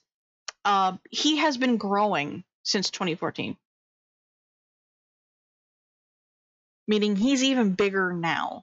So it's very likely that when he fought the Mutos in 2014, he was a teenager. Or of teenager size. I don't know. I think they're going with something similar to Kong, where he gets bigger as time goes on. Yeah, again, this has been the weird thing about the Kong movie and some of the other ones is that the scale has been off ever since. Scale's been off for a few instances, and it's been kind of like it's been an issue, but people are Yeah. not too. Um. The biggest challenge has been how do we get to the size of Godzilla? How do we make this a fair fight? Because originally, Kong is described to be as big as a house, a 2-story house. Mm-hmm. And that's it. That's as big as he got. And then, like, Godzilla vs. King Kong, the original, he was as big as Godzilla, but he looked absolutely terrible. Like, you could tell he was a monkey suit. Insert clip of eat your vegetable here. I love that picture. I remember watching that movie with my ex, and it was funny. Right. But it was still weird. So weird. I've never been a fan of Kong, by the way. Yeah, I can see why. I mean, he's an American kaiju, and I just could not care. I don't like him. I find him interesting from the point of view of a science. Mm-hmm. Anyway, I do want to mention this though. If I want to bring this up, could be described as the best Godzilla game out there. Just say What? The creatures I made. What game? With the creatures. Subnautica. Oh, Subnautica. Yeah. Yeah, I mean, look at half of the animals in that. Those things are weird and freaky, and I love them. But in a good way. Yeah. The thing is, like, Subnautica is not really a game I could sit and watch somebody else play. It's something I would rather experience myself. Personally, I just want to see, this is me for my typical scientific. Okay, how do I catch this thing and how do I dissect it? I know that you can take their eggs and tame them. Yeah, that is one thing we can do. But I'm more like, where is the parts that we can eat? So, I get the beef chart with all the sections that are like rump. When I had my surgery last year, I watched Subnautica videos while I was recovering. And I find it very weird. Now whenever I watch, I see a thumbnail for Subnautica and I think about Subnautica, I start thinking about mashed potatoes with scrambled eggs. Jesus. Because that's all I could eat. By the way, don't combine those together. It tastes delicious, but it will fill you up really fast. All right. Now, for next week, we can cover some of the new Subnautica crews because I think you're going to like a few. Yeah, I know that the that Reaper thing has been outdone now. Oh yeah, everything's been outdone. It's like nature went insane. Well, you say nature, it's an alien planet. Yeah, that's my point. The nature. In any case, we can now move on to your review. Thank you. Should I play the intro for you? Give me 1 second. I need to check something. Okay. I'll be right back.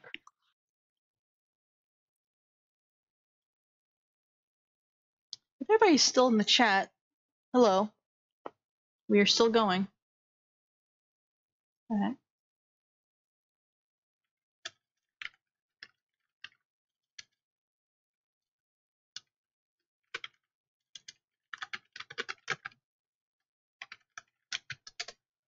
I've been watching Godzilla movies since like 5th or 6th grade. It did not like really take off until 6th grade.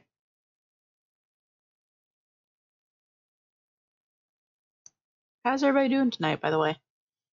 I'm all alone.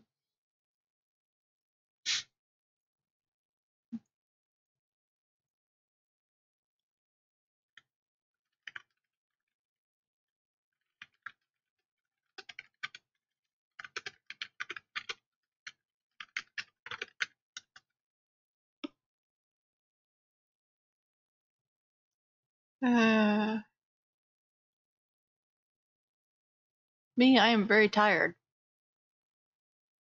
I'm both happy and sad at the same time that the puppy is gone.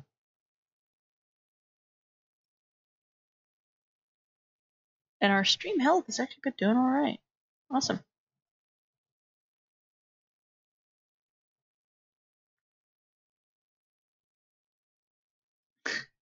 Just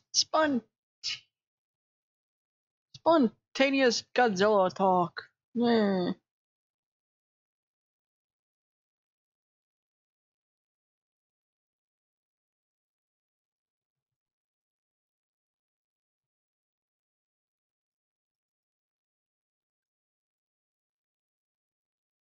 Damn it, I have to retry that, don't I?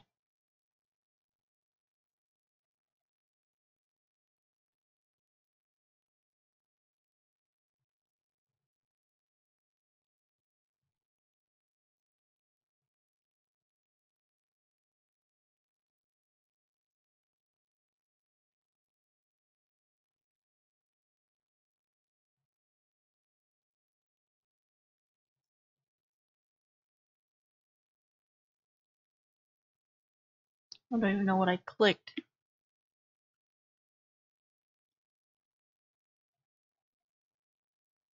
Yeah, he's gonna be gone for a bit. Oh boy. Yay. Yay. I'm all alone.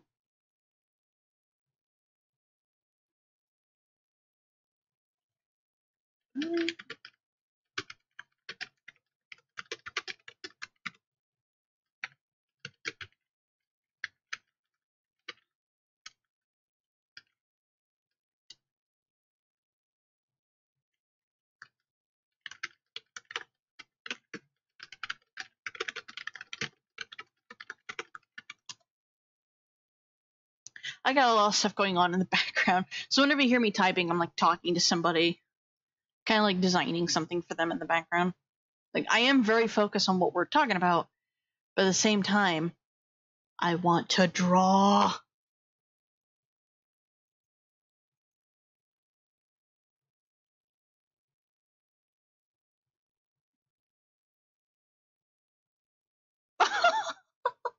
Oh my god, I gotta share that one.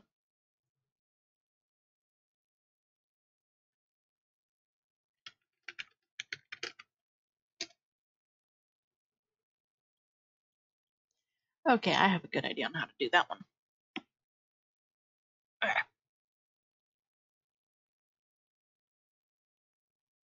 Is the right one sit?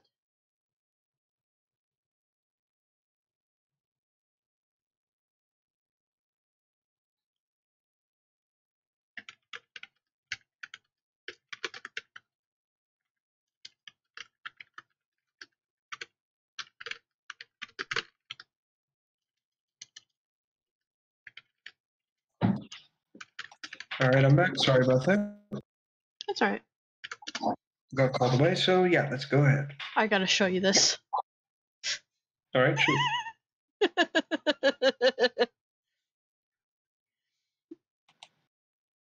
Oh, goddamn it. Load. Yes. That poor dragon bird. That poor dragon bird. It's Anyway. like, why you do this? There's All another right, one named Grinchy. All right, let's go. Alright, I will play your intro for you. Thank you.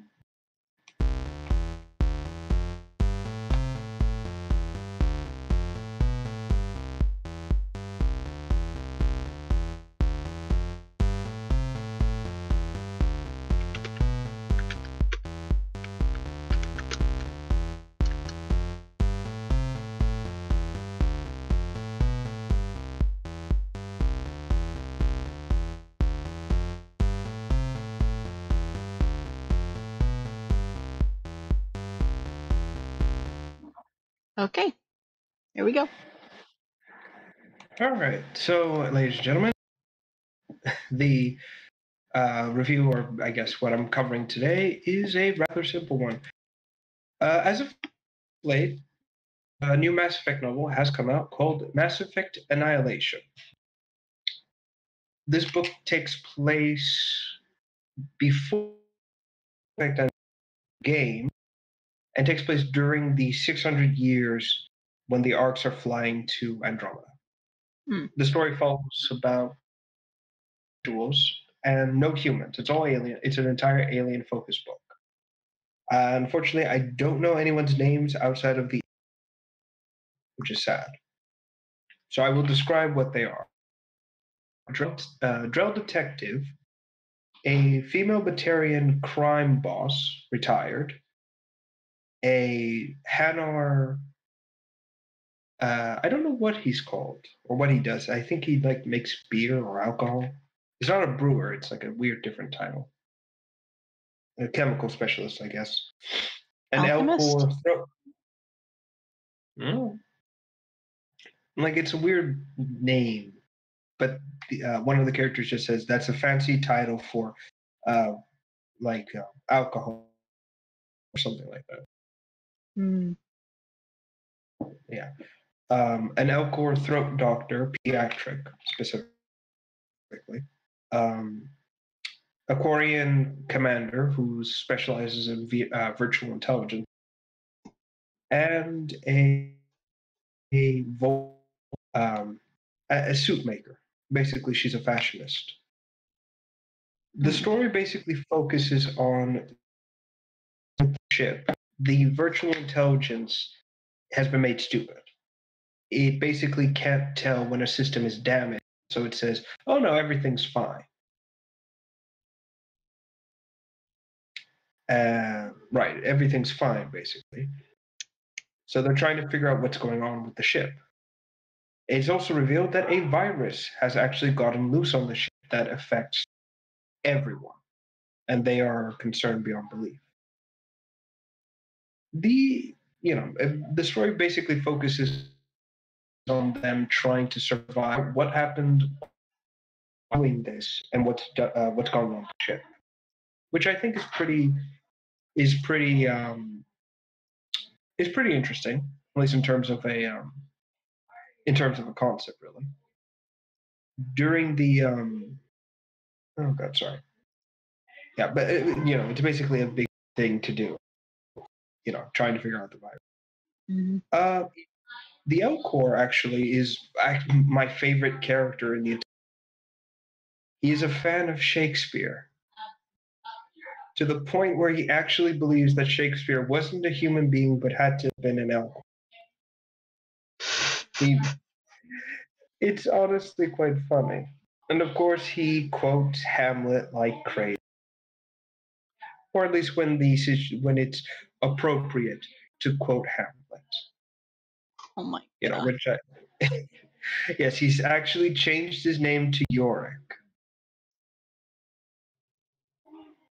He's also quite he's apparently old, about 200 years old, give or take. And he is a bit of a sarcastic prick on occasion. When they, he's a doctor, so they think he can deal with the virus. And he says something like sarcastically, "What do you expect me to do? Talk to it. Blood cells. Are you feeling well today? Would you like a candy for how brave you are?"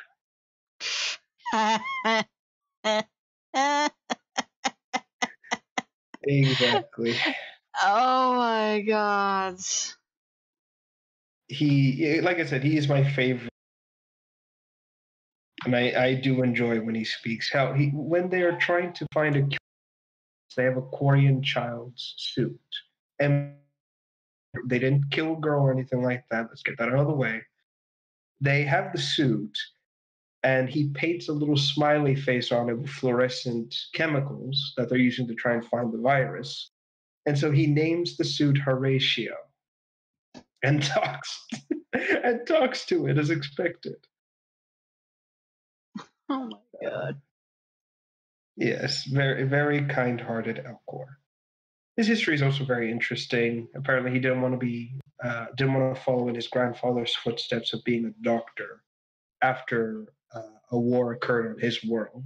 Well, it can't really be called a war. It's more like a minor conflict. He was, I guess, a field technician or medic at some point.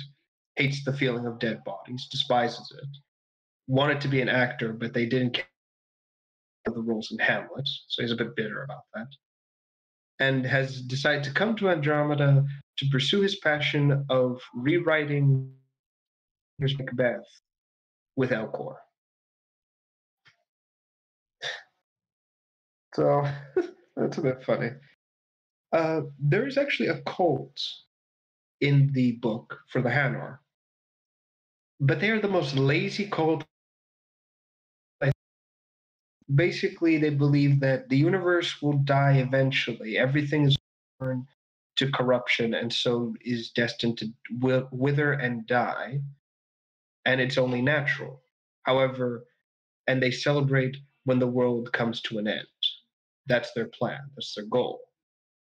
That said, however, they're lazy about it. They refuse to bring about the end of the world. They're more like, we're just going to sit here and that's it. Yeah, it's like, look, what the fuck is wrong with these? Yeah, Oh, so of so course you're cutting out pretty bad, but we're understanding what you're saying. Jesus Christ, I don't know why it's acting up to me.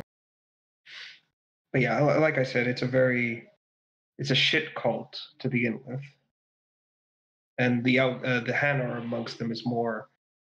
He's fascinated by the virus because it's what I prophesized and it's happening. It's like motherfucker. Big stupid jellyfish here. Let's see what else. The Drow is interesting. You know, she's a detective, and she reads people really well. She's a bit of a habitual liar, but that's more to get information out of people. Like she'll make up a story that appeals to her target to get them to trust her, so she knows more about them. Clever, if you ask me. Overall, nice person, someone you want on your side, someone you can ironically trust. Apparently, she used to be an agent for the broker, the shadow broker, but decided to leave it because she just couldn't handle. You know, she just couldn't keep living killing people for someone she doesn't even know. So there's that. This book has also reinforced my hatred of, like, to no end. Hatred of what? Batarians. Mm. The four-eyed ones. Ah, right. So, as everyone knows, they live in a caste system with slaves in it, and to them, slavery is no big deal. It's just, you were born a slave, so you're in the slave caste, yada yada yada. That's their whole point of view. But you can work your way out of being a slave. That is how it apparently works. One of the Batarians, a father who's sick with the virus, speaks with it of pride, saying his father was a slave that bought his own freedom. And so he is now a free Batarian that can live in like a life. And yet, you know, he tries to justify the caste system. He tries to justify slavery. But I look at this and I say no amount of explanations or rationality will ever, in my mind, justify slaves. Mm-hmm. It just doesn't. So, of course, his reason for leaving is he took his children from their mother, who left him because she decided to marry a Batarian of the military rank so she could move up in the world.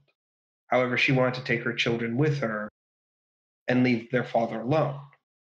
But, you know, he believes he believes his children owe him, but not in the sense of like money or anything, more like, you know, love, compassion, affection, yada, yada, that kind of thing. I mean, he's not wrong, technically, but that's earned, not owed, at least from individuals. Yeah. As for the other one, the former crime boss, I don't like her. She's so casual about killing her own relatives and doing the slave the crime thing. She's like, oh, that's just my yada yada yada, my way of life, whatever. And she even they're not even in Andromeda yet, and it turns she has smuggled things onto the ship. These things include fish. Let that sink in. I've gone from my galaxy to the next, and what I brought is fish. Fish that is frozen in the bowls. They did not survive the journey. And of course, she also brings red sand and drugs. It's like not even, again, new slate. I'm going to do the same shit I did back home. He immediately does the same shit she did back at home. Exactly. But yeah, apparently she wants to start a new life, but is doing the smuggling honestly. No more trading in death as it is. Yeah. In the book, it is shown that one of her eyes is, it's gone, and apparently that was because her two sons did that to her because she wanted to leave the business. Again, which kind of shows you how backwards they are as a people. Yeah. The Volus, she is a little bowl of xenophobia. Oh, God. Species, I should say. But that, again, that's par for the course for a Volus. I kind of gotten used to it at the point where I'm like, I don't care anymore. She's basically on everyone's case, bringing up prejudice, accusations based on species, that kind of shit. She is kind of like a very important suit maker, and her whole thing is like her suits are so designed that elderly Volus will wait on her list and die to get her suits. Like that is how treasured they are, effectively. Wow. So you would wonder but you would wonder if you have such a good life, why leave? Why go to Andromeda? It turns out she did it for her father. And I kid you not, apparently he is the first true Volus communist. I'm not joking. That's the thing. The Volus society is like the corpus. They put heavy stock in trade and credit. He believes that credits are evil, that they should refocus their society by abolishing the credit system and getting rid of money as a whole. It's like, you stupid little thing, aren't you? So apparently he was such a nuisance to the Volus society that they had to exile him.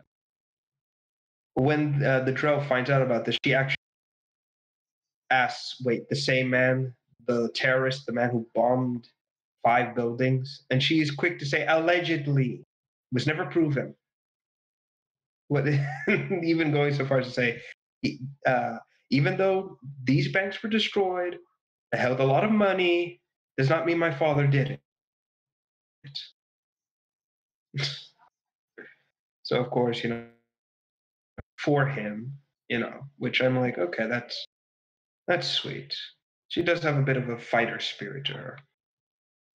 As for the Quarian, he is interesting.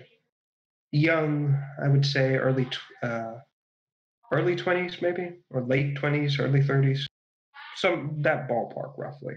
Mm-hmm. And has a thing for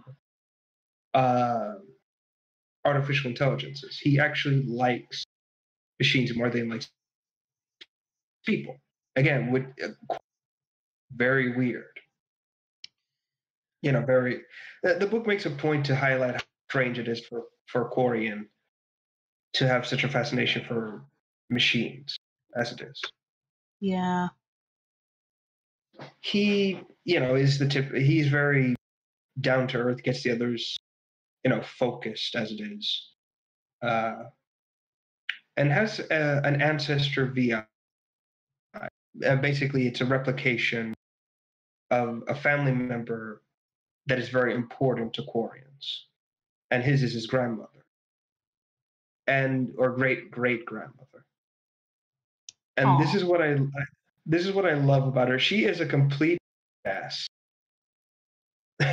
In the little VI, she's a hard ass. She is very focused on everything. It's kind of funny. She even, whenever her grandson asks her something that she knows he already knows, she'll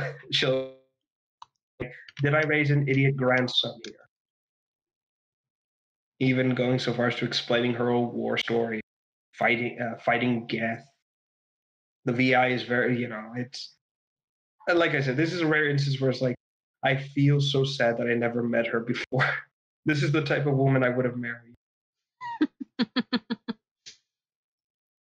Yeah, but she is very interesting. I did like it. There is also the also Korean, and apparently his ex-girlfriend. God, that stings. Apparently, she was part of a political party back in the fleet that was more focused on abandoning the reclamation of their homeworld and instead getting a new one. That's their whole thing. And she's kind of that type who can speak and inspire people to act, a good leader. So I can imagine how much it sucks for him to have to take orders from his ex, who married his best friend. Like, your life sucks right there. Poor fellow. Anyway, the book basically is short to the point. The virus, which Yorick calls Fortinbras, yes, another reference to Shakespeare, is a chimera virus. It's basically it's made up of different parts of contagious viral pathogens.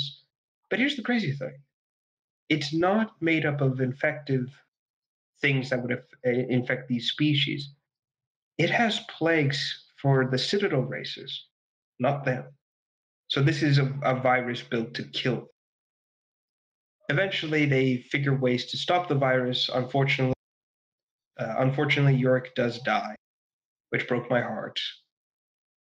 Oh. And yeah, and apparently that seems to be a running theme with Mass Effect. They kill the ones that are very nice. Or like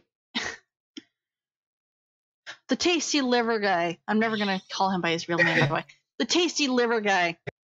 He created the genophage, and then he died saving the people suffering from it.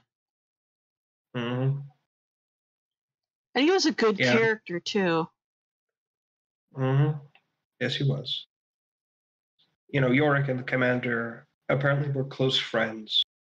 Yorick let him. The commander came to Yorick's home. That they talked. They lived, and as Yorick is dying, he asks the commander to a line from Hamlet for him, like in his passing, alas, poor Yorick, I knew him, Horatio. And it's tragic. The guy doesn't want to say it. He believes Yorick will survive, but Yorick knows he won't. It's heartbreaking. It really is. Yeah. Anyway, is a reason as to why the virus is on the ship and why the VI is acting up. It turns out the captain herself and her husband are responsible for all this. Oh boy. Basically, when she was on her pilgrimage, she and spent time in a Solarian research center. But the Solarians played a horrible prank on her. They removed her suit or the helmet, and they locked her outside their biome. The typical let's lock out the roommate and laugh at his expense. And it was probably just for a few minutes, but it was enough time for algae to start growing on her lungs, and it would have killed her. She spent weeks getting better thanks to the commander rushing to save her life. But that action kind of bore a sort of dislike or hatred in her heart, which I can't blame her. Too much, anyways. Her plan is this. She creates the virus, Fortinbras, infects her crew with it, but they're carriers, to keep the virus alive, incubated. It would never have affected them. It's like saying, it's like we're immune to AIDS, but, to spread the AIDS virus elsewhere. That was the plan. But it turns out that during something happened, the temperature raised slightly enough and the virus became active. It began to evolve and change for 600 years and became what it is now. And it was never supposed to. Her plan was this: infect the people with the virus, get to Andromeda, have the virus spread races, and, but not enough to bring, but not enough to bring them to extinction. It was enough so their numbers were too few to take political power. And then her people and the other races would swoop in and kind of put things in order, while the infected species would focus on trying to survive and recover. As this would happen, their numbers would slowly, come back, but they'd be too few. It'd be too slow. By then, Quarians, Elcor, Hanar, Drell, and Volus, maybe Batarians, would have political power and be running Andromeda. And that would make effectively second-class citizens and make it almost impossible for them to take power without a lot of time passing. That was her plan. That is horrible. Using genocide to advance in politics. And just to be clear, it's the tasty liver people that did that to her, right? That put her outside the... Yeah. Yeah, that was them. Yeah, I really don't like those people. I really don't. They like to play God too much. Why do you think so many people dislike Solarians? And love their livers. Krogan, apparently. That's it. I actually don't like liver. That says, I don't like livers. But you know what? If it's them, I'll try it. Fair enough. But so that's what happens. That's her plan. The commander asked her, why do this in Andromeda? Why not do this in the Milky Way? She flat out says, doing this to a single planet wouldn't have achieved anything. There were just too many.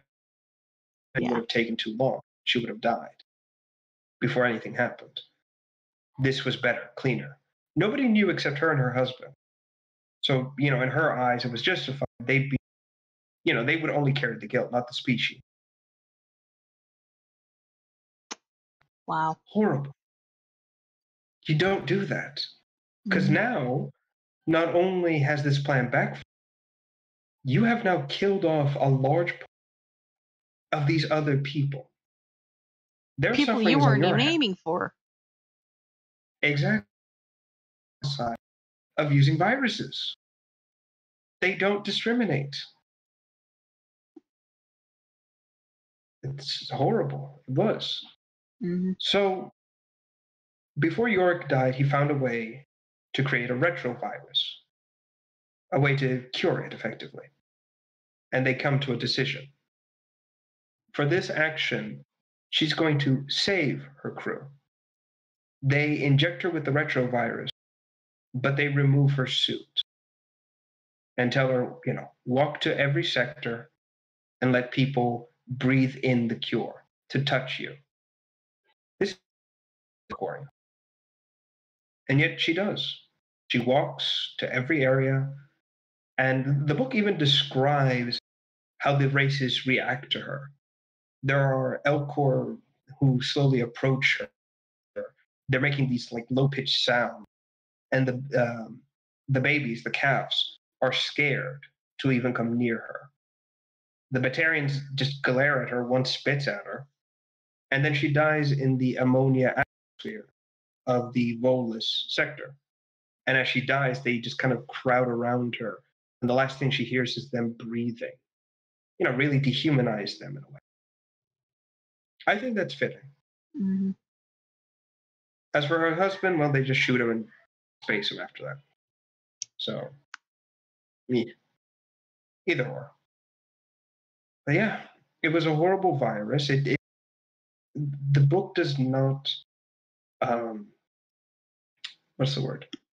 The book doesn't hold details back. It goes into extreme details to how they die once they're infected, and it is horrible. I don't think I've ever seen or read of a worse virus in Mass Effect. It was, again, horrifying, disturbing even. Mm-hmm. But overall, it was a good book. Honestly, if you're a Mass Effect fan, you should read it. It's worth the read. That said, there's also one thing I want to say. There is a children's toy, a microscope for kids with a Krogan VI in it. Oh no. Yes. And it says, it shouts at you and tells you, excellent work, soldier. Now take the remains of slide A and pin its corpse to the microscope and examine it. Defeat the microscopic enemy. and when you don't what's the word I'm looking for here? And when you don't do anything it wants, it screams at you and tells you to do 50 pull-ups before resuming. This is a kid's toy. I love it. I absolutely adore it. I actually wish that existed. It likely does. It would make science fun. Mm-hmm. Just have a holographic Krogan screaming at you. Makes everything better. Yeah. All right. Moving right along. So yeah, I guess we're on to the last bit of the night. That is Darksiders 3. Yay. I enjoyed it. I found the game very interesting.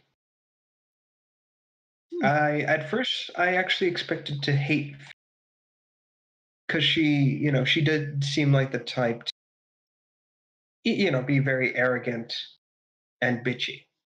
But no, she grows. She grows as a character, and I like her. Go figure.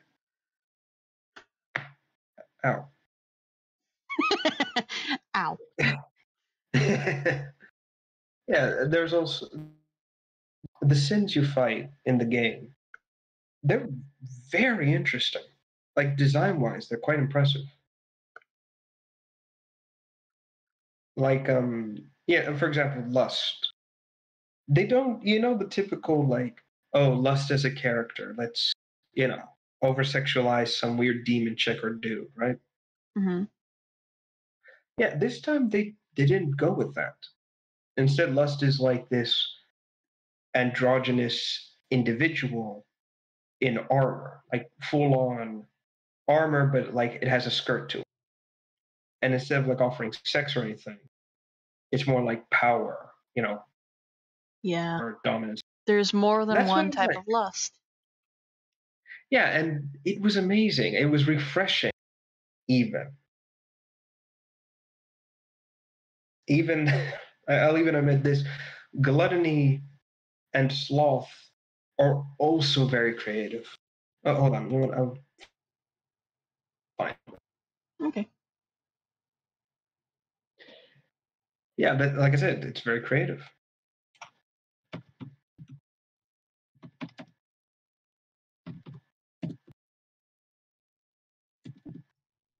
Here we are. Okay. I'm just trying to find it. Rev's view here. Okay, here's one. This is what you first see when you face gluttony.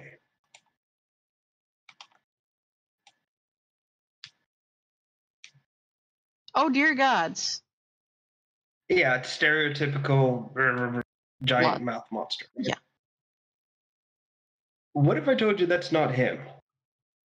That's a part of him? Yeah. I kind of figured because it looks like a tentacle. Well, the real gluttony is actually it's a giant, almost octopus-like. Mm. Let me see. Let's see. If I could only find a good image of the.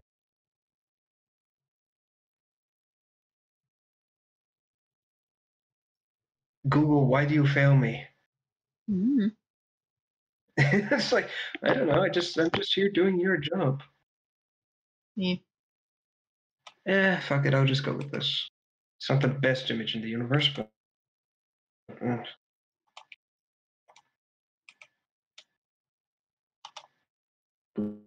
And see if that works.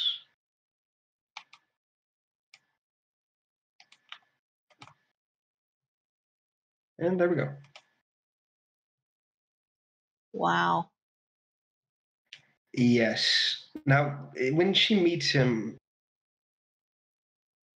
you would think he's just hungry or stereotypical. Actually, isn't. The only time he mentions towards the end of their conversation, where he says something, Where and he then he says kind of what? yells at where Fury says, "It's time to fight," but then Gluttony replies, "I'm not done feasting. I'm not satisfied yet. I'm not done feast. I've been feasting and feasting," and then kind of show the remains all around, the chewed up corpses. Yeah. But I think that's the only time. I think that's the only time they actually show his stereotypical, Yeah, stereotypical hunger. Yeah. Sloth, I kind of like because he's just so.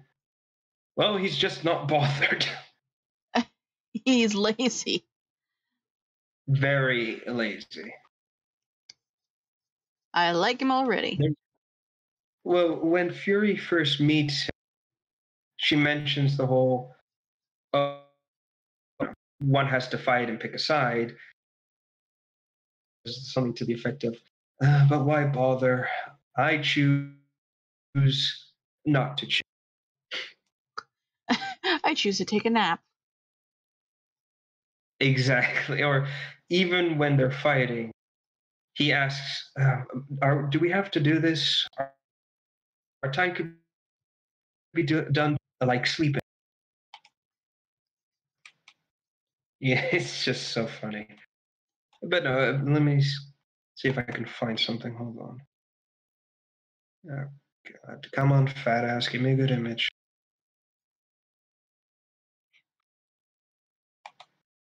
Fuck it. I guess this will do.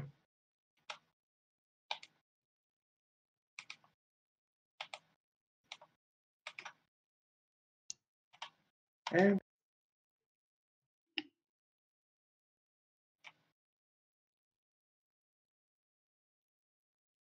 That's Sloth. yep. He looks like a bug. Exactly. But here's the funny thing: his servants are bugs with sort of like a smooth shell to it, like you can lay on it. They're under his throne and move him.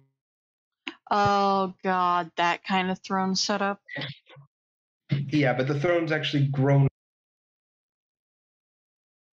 It's not actually like, oh, this is part of me. No, it's like bug spit or something. Ew. Yeah. Of course, when he finally gets picked, he just destroys his own throne, and you see like the rest of him. Like, what is it? The back of him is like a centipede's body, more legs. Wow. And, yeah, and when he actually fights, it's kind of. Oh, actually, let me just use this instead, just to kind of put the point across. It's like he goes from being hilarious to, oh shit. Oh no, he's still hilarious. I know, but like, I mean, size-wise, like you're looking at him now, and you're like, what's he gonna do? And then he stands up. Oh. Yeah, exactly. It's like, oh dear, he can fight. But I yeah, find it he interesting they basically. chose a bug.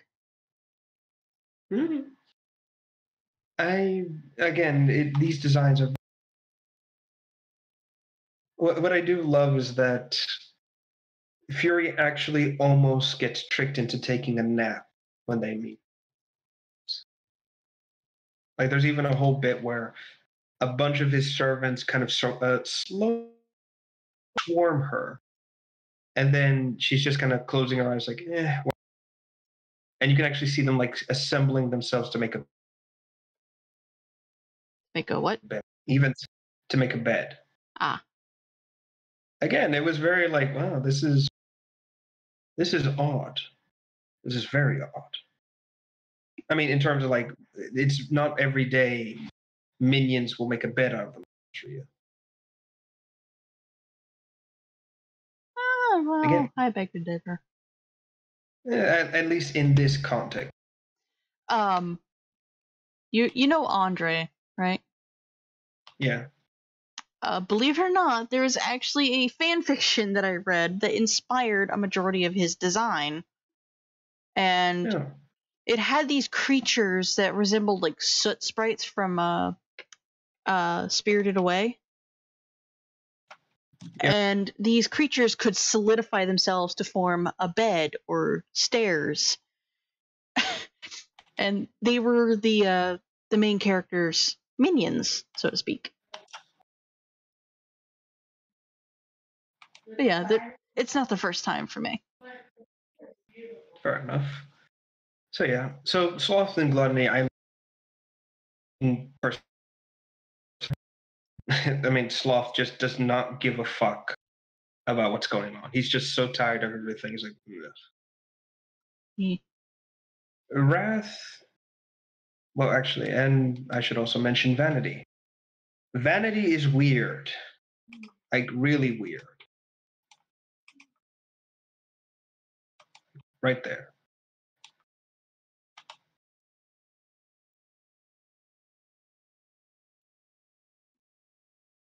Okay. I can understand it. Yeah, he's hoarding vanity. Kind of makes sense. Mm-hmm. It's just I find him very strange. And like all the others have kind of like a quote unquote normal-ish kind of design or consistent. Like, let's put something together and call it a day. Mm-hmm. I do like the fact he has an ink stuffed in the bag. He's like, yeah. Anyway, own in quotations a museum, which is just filled to the brim with treasures. Not surprising. Out of all the sins, I think he's the most boring and one-dimensional. That is saying a lot. Yeah. And Wrath also has a slight. Someone fucked up Wrath. Like, I'll show you what I mean. I don't know if this was like a technical error. Just this happens. What the heck? I know what happened. Why did you shrink? It's kind of funny actually. Little Rat. I think it has to do with the health bar. No, because when the boss fight starts. Boss farts. Oh, we're totally mature. No, no. When the boss, he's that small to begin with, and it's really weird if you ask me. Okay. Well, she doesn't kill him. She kind of hurts him. He comes back in the demon arena, and he's just in the middle of it all, just killing, killing, killing. And he screams at them to keep fighting. Even says, screaming, saying, "Pain, death is life." Like he's gone off the deep end. And when he sees Fury, he actually, hold on. I'm just gonna show this just so you can see this. He actually says this to her.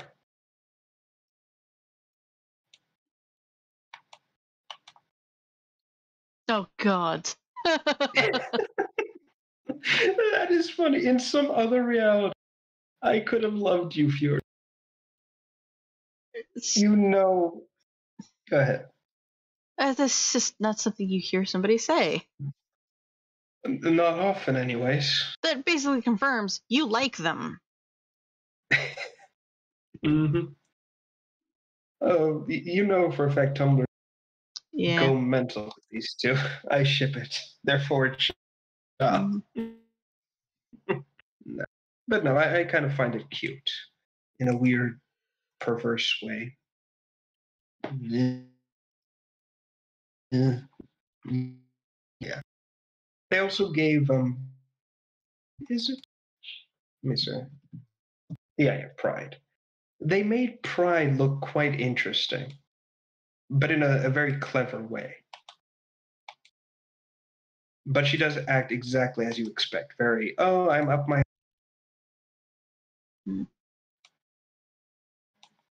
I think this is actually a smart design, if you ask me.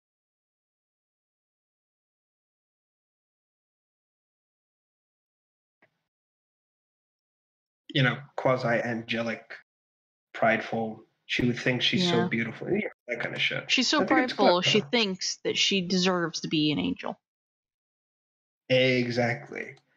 I would also like to mention that mask, once it's off, it shows her. Well, it's not really that bad. It's more like the right side of her face is like has a slight. So, yeah. Has a slight what? Like slight burning or something going on. Ah. It's weird. It's never really explained. Well, at least explained well. Some of the characters I do in the game, Fury does meet a few other individuals. We find out that humanity isn't extinct yet. There are still humans alive. So she wants to. She doesn't. She thinks they're kind of beneath her, because they're people. They're not as strong as angels or demons. She doesn't really understand why humanity had to be the third kingdom. It's later in the game that she realizes that demons are so one-minded and angels are so one-minded that they've stagnated. That this has been a constant war that's been going to the point where nothing changed. Nothing evolved, remained the same. Society remained the same.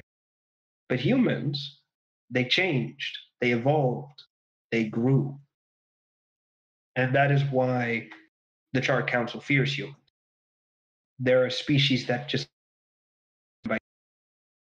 and that's what makes them, remove humanity before humanity becomes something else. Mm-hmm. Kind of insidious when you think about it. Yep. But anyway, so she and the builders, the big dwarf-looking guys.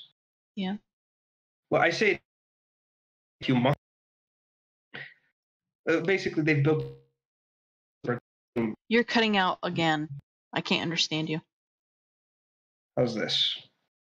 Keep talking. Wait, I think I know what might be happening. I think it's my settings got screwed over. Hmm. There we go. I think that should fix it. All right, then. But no, basically they've built a small sanctuary. Humans come to survive, as expected.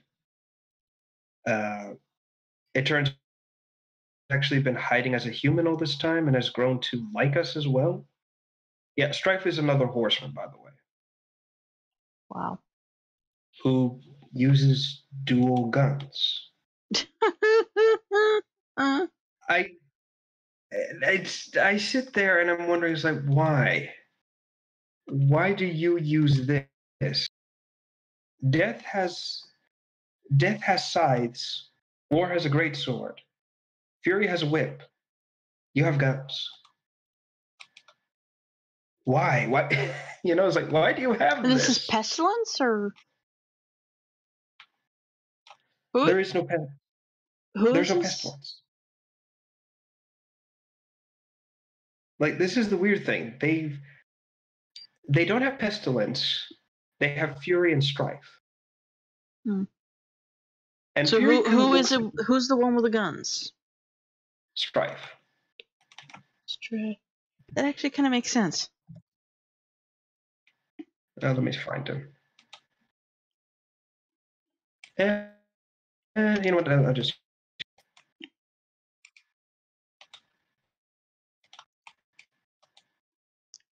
He's the one in the middle. Look this guy. Yeah, it actually makes sense. I like him, Strife, meaning discord, conflict, contention, dissension. Variance mean a state or condition marked by a lack of agreement or harmony. Guns are the biggest strife right now. There is, I think, like the world, the United States is coming close to a war about keeping guns or getting rid of guns. It is strife, right. So it makes sense why he has guns. Fair enough.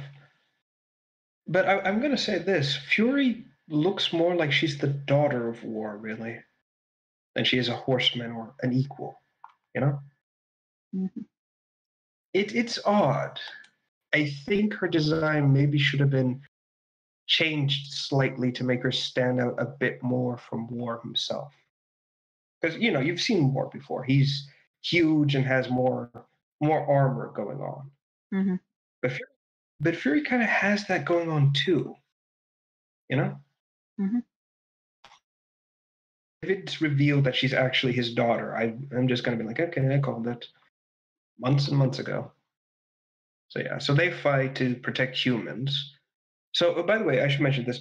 The whole game's story is happening in the 100 years, or 1,000, I forget which one, that War is imprisoned, while Death is going to the Fountain of Life to bring humanity back from the dead, and Fury is here, hunting the Sith. So it's all taking place at the same time, or roughly at the same time. That is impressive. Yeah. And yet somehow the story still feels like it's going forward, not backwards. That is a rare skill. Yeah. Anyway. Right, and I should probably mention this as well. Fury does have an ally in the game, Lord of Hollows. Basically, his thing is this. Angels and demons die, their souls are resurrected, recycled, and they reincarnate. There is no escaping the cycle. He is the only being alive that can permanently kill an angel or a demon. But here's the thing. He doesn't kill them himself. He asks, do you want to die permanently? Are you done with this war? And if they take their lives. It is very strange. You don't expect that from a demon, really. Yep. Anyway, it turns out he's actually doing this in power, so that way he can become a weapon to destroy the Charred Council. Fury has the weapon, and they're scared beyond words. They want for it. And it also turns out that this entire time, Fury's been killing and capturing the other Sins and has been tricked by Envy, who has been using her to steal the souls of her siblings so she can become the most powerful Sin alive and take over Earth as her own personal domain. Crazy. You wouldn't expect that from Envy, would you? And yeah, that's her.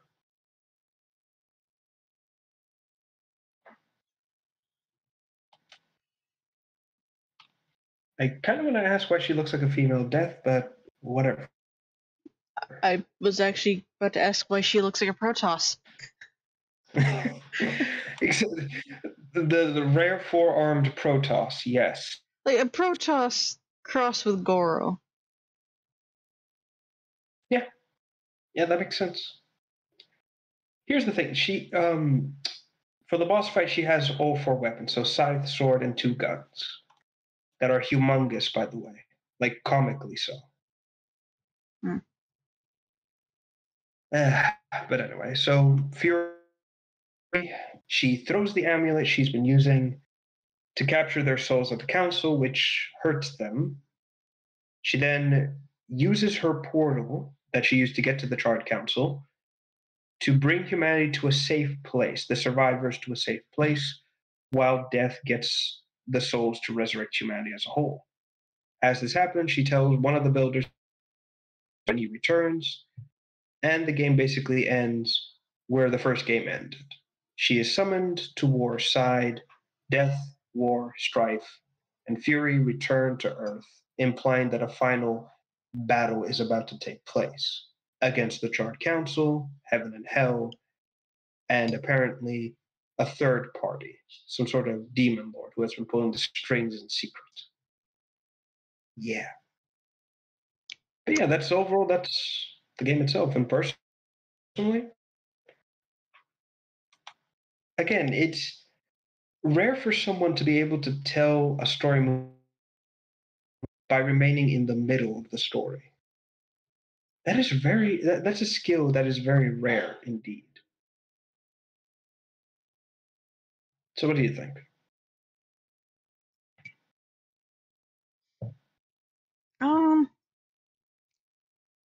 Definitely sounds like an interesting game.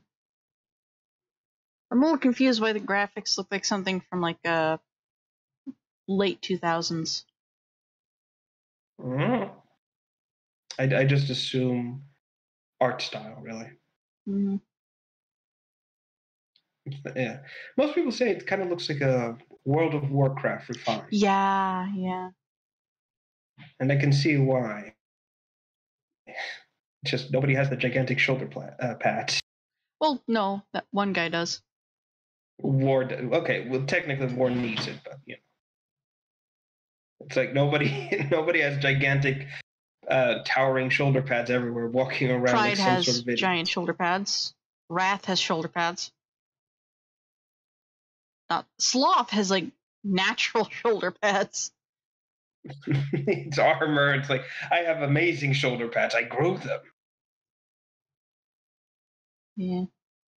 Okay, I see your point. Still. Yeah, Yep. but there is something I need to say now. Yeah, this has all been great and good, and I'm glad that Darksiders 3 will probably awesome. Here's my problem.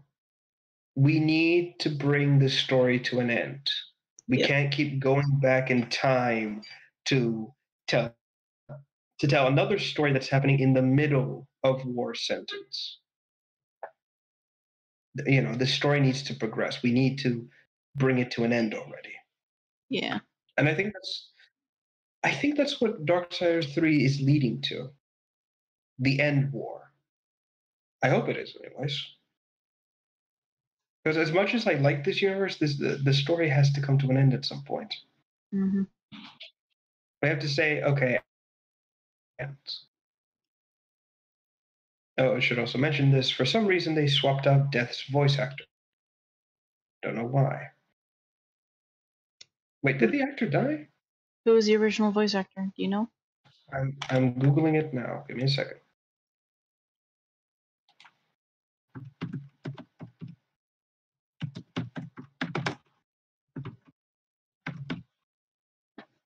Hold on.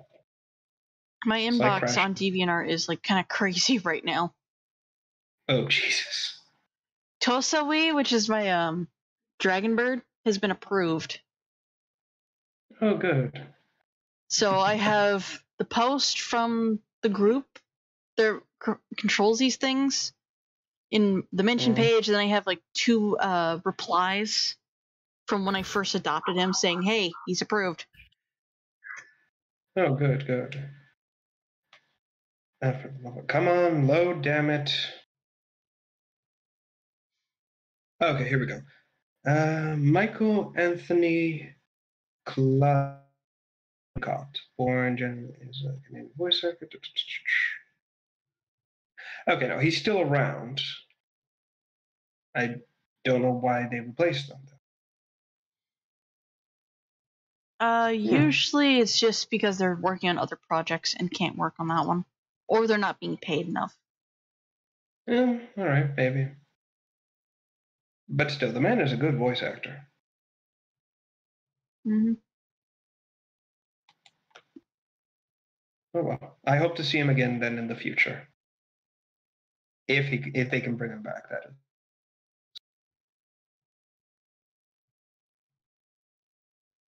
is. Okay. All right. I think that covers everything tonight. All right. So thank you, ladies and gentlemen, for once again tuning in to Left for Random Talk, episode 32. Yep. This has been Rev and HH, and we will see you again next Thursday. Yep. Okay, as per usual, it's just me and the audience now. On YouTube, a link keeps showing up at the top of the description that says you support the stream by clicking this link. If you see it, don't click on it. Over on Twitch, there's a creeper face down below. It's the exact same link. And I'm going to say this, don't click on that either.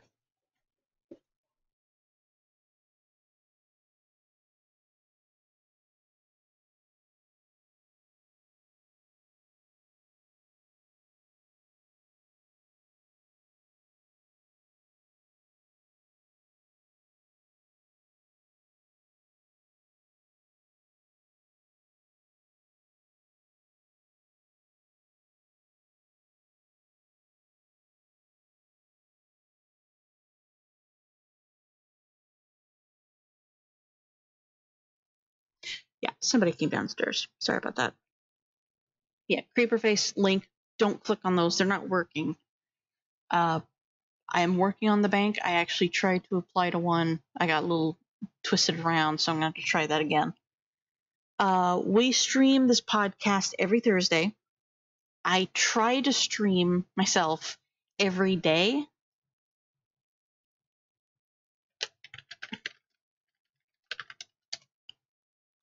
And if I can't, then I'm likely only going to be streaming on Sundays, because that's the only time I'm left to my own devices. I am a part of a stream on Fridays with Lycan. He's not streaming tonight, but I don't know. He might be in chat. I don't know. I am a part of his stream. We play D&D, which is fun. But yeah, I will see you guys next Thursday. Thank you so much for joining us. This has been episode 32 of Left for Random Talk. Hopefully there will be many more to come. Thank you so much for watching. See you later.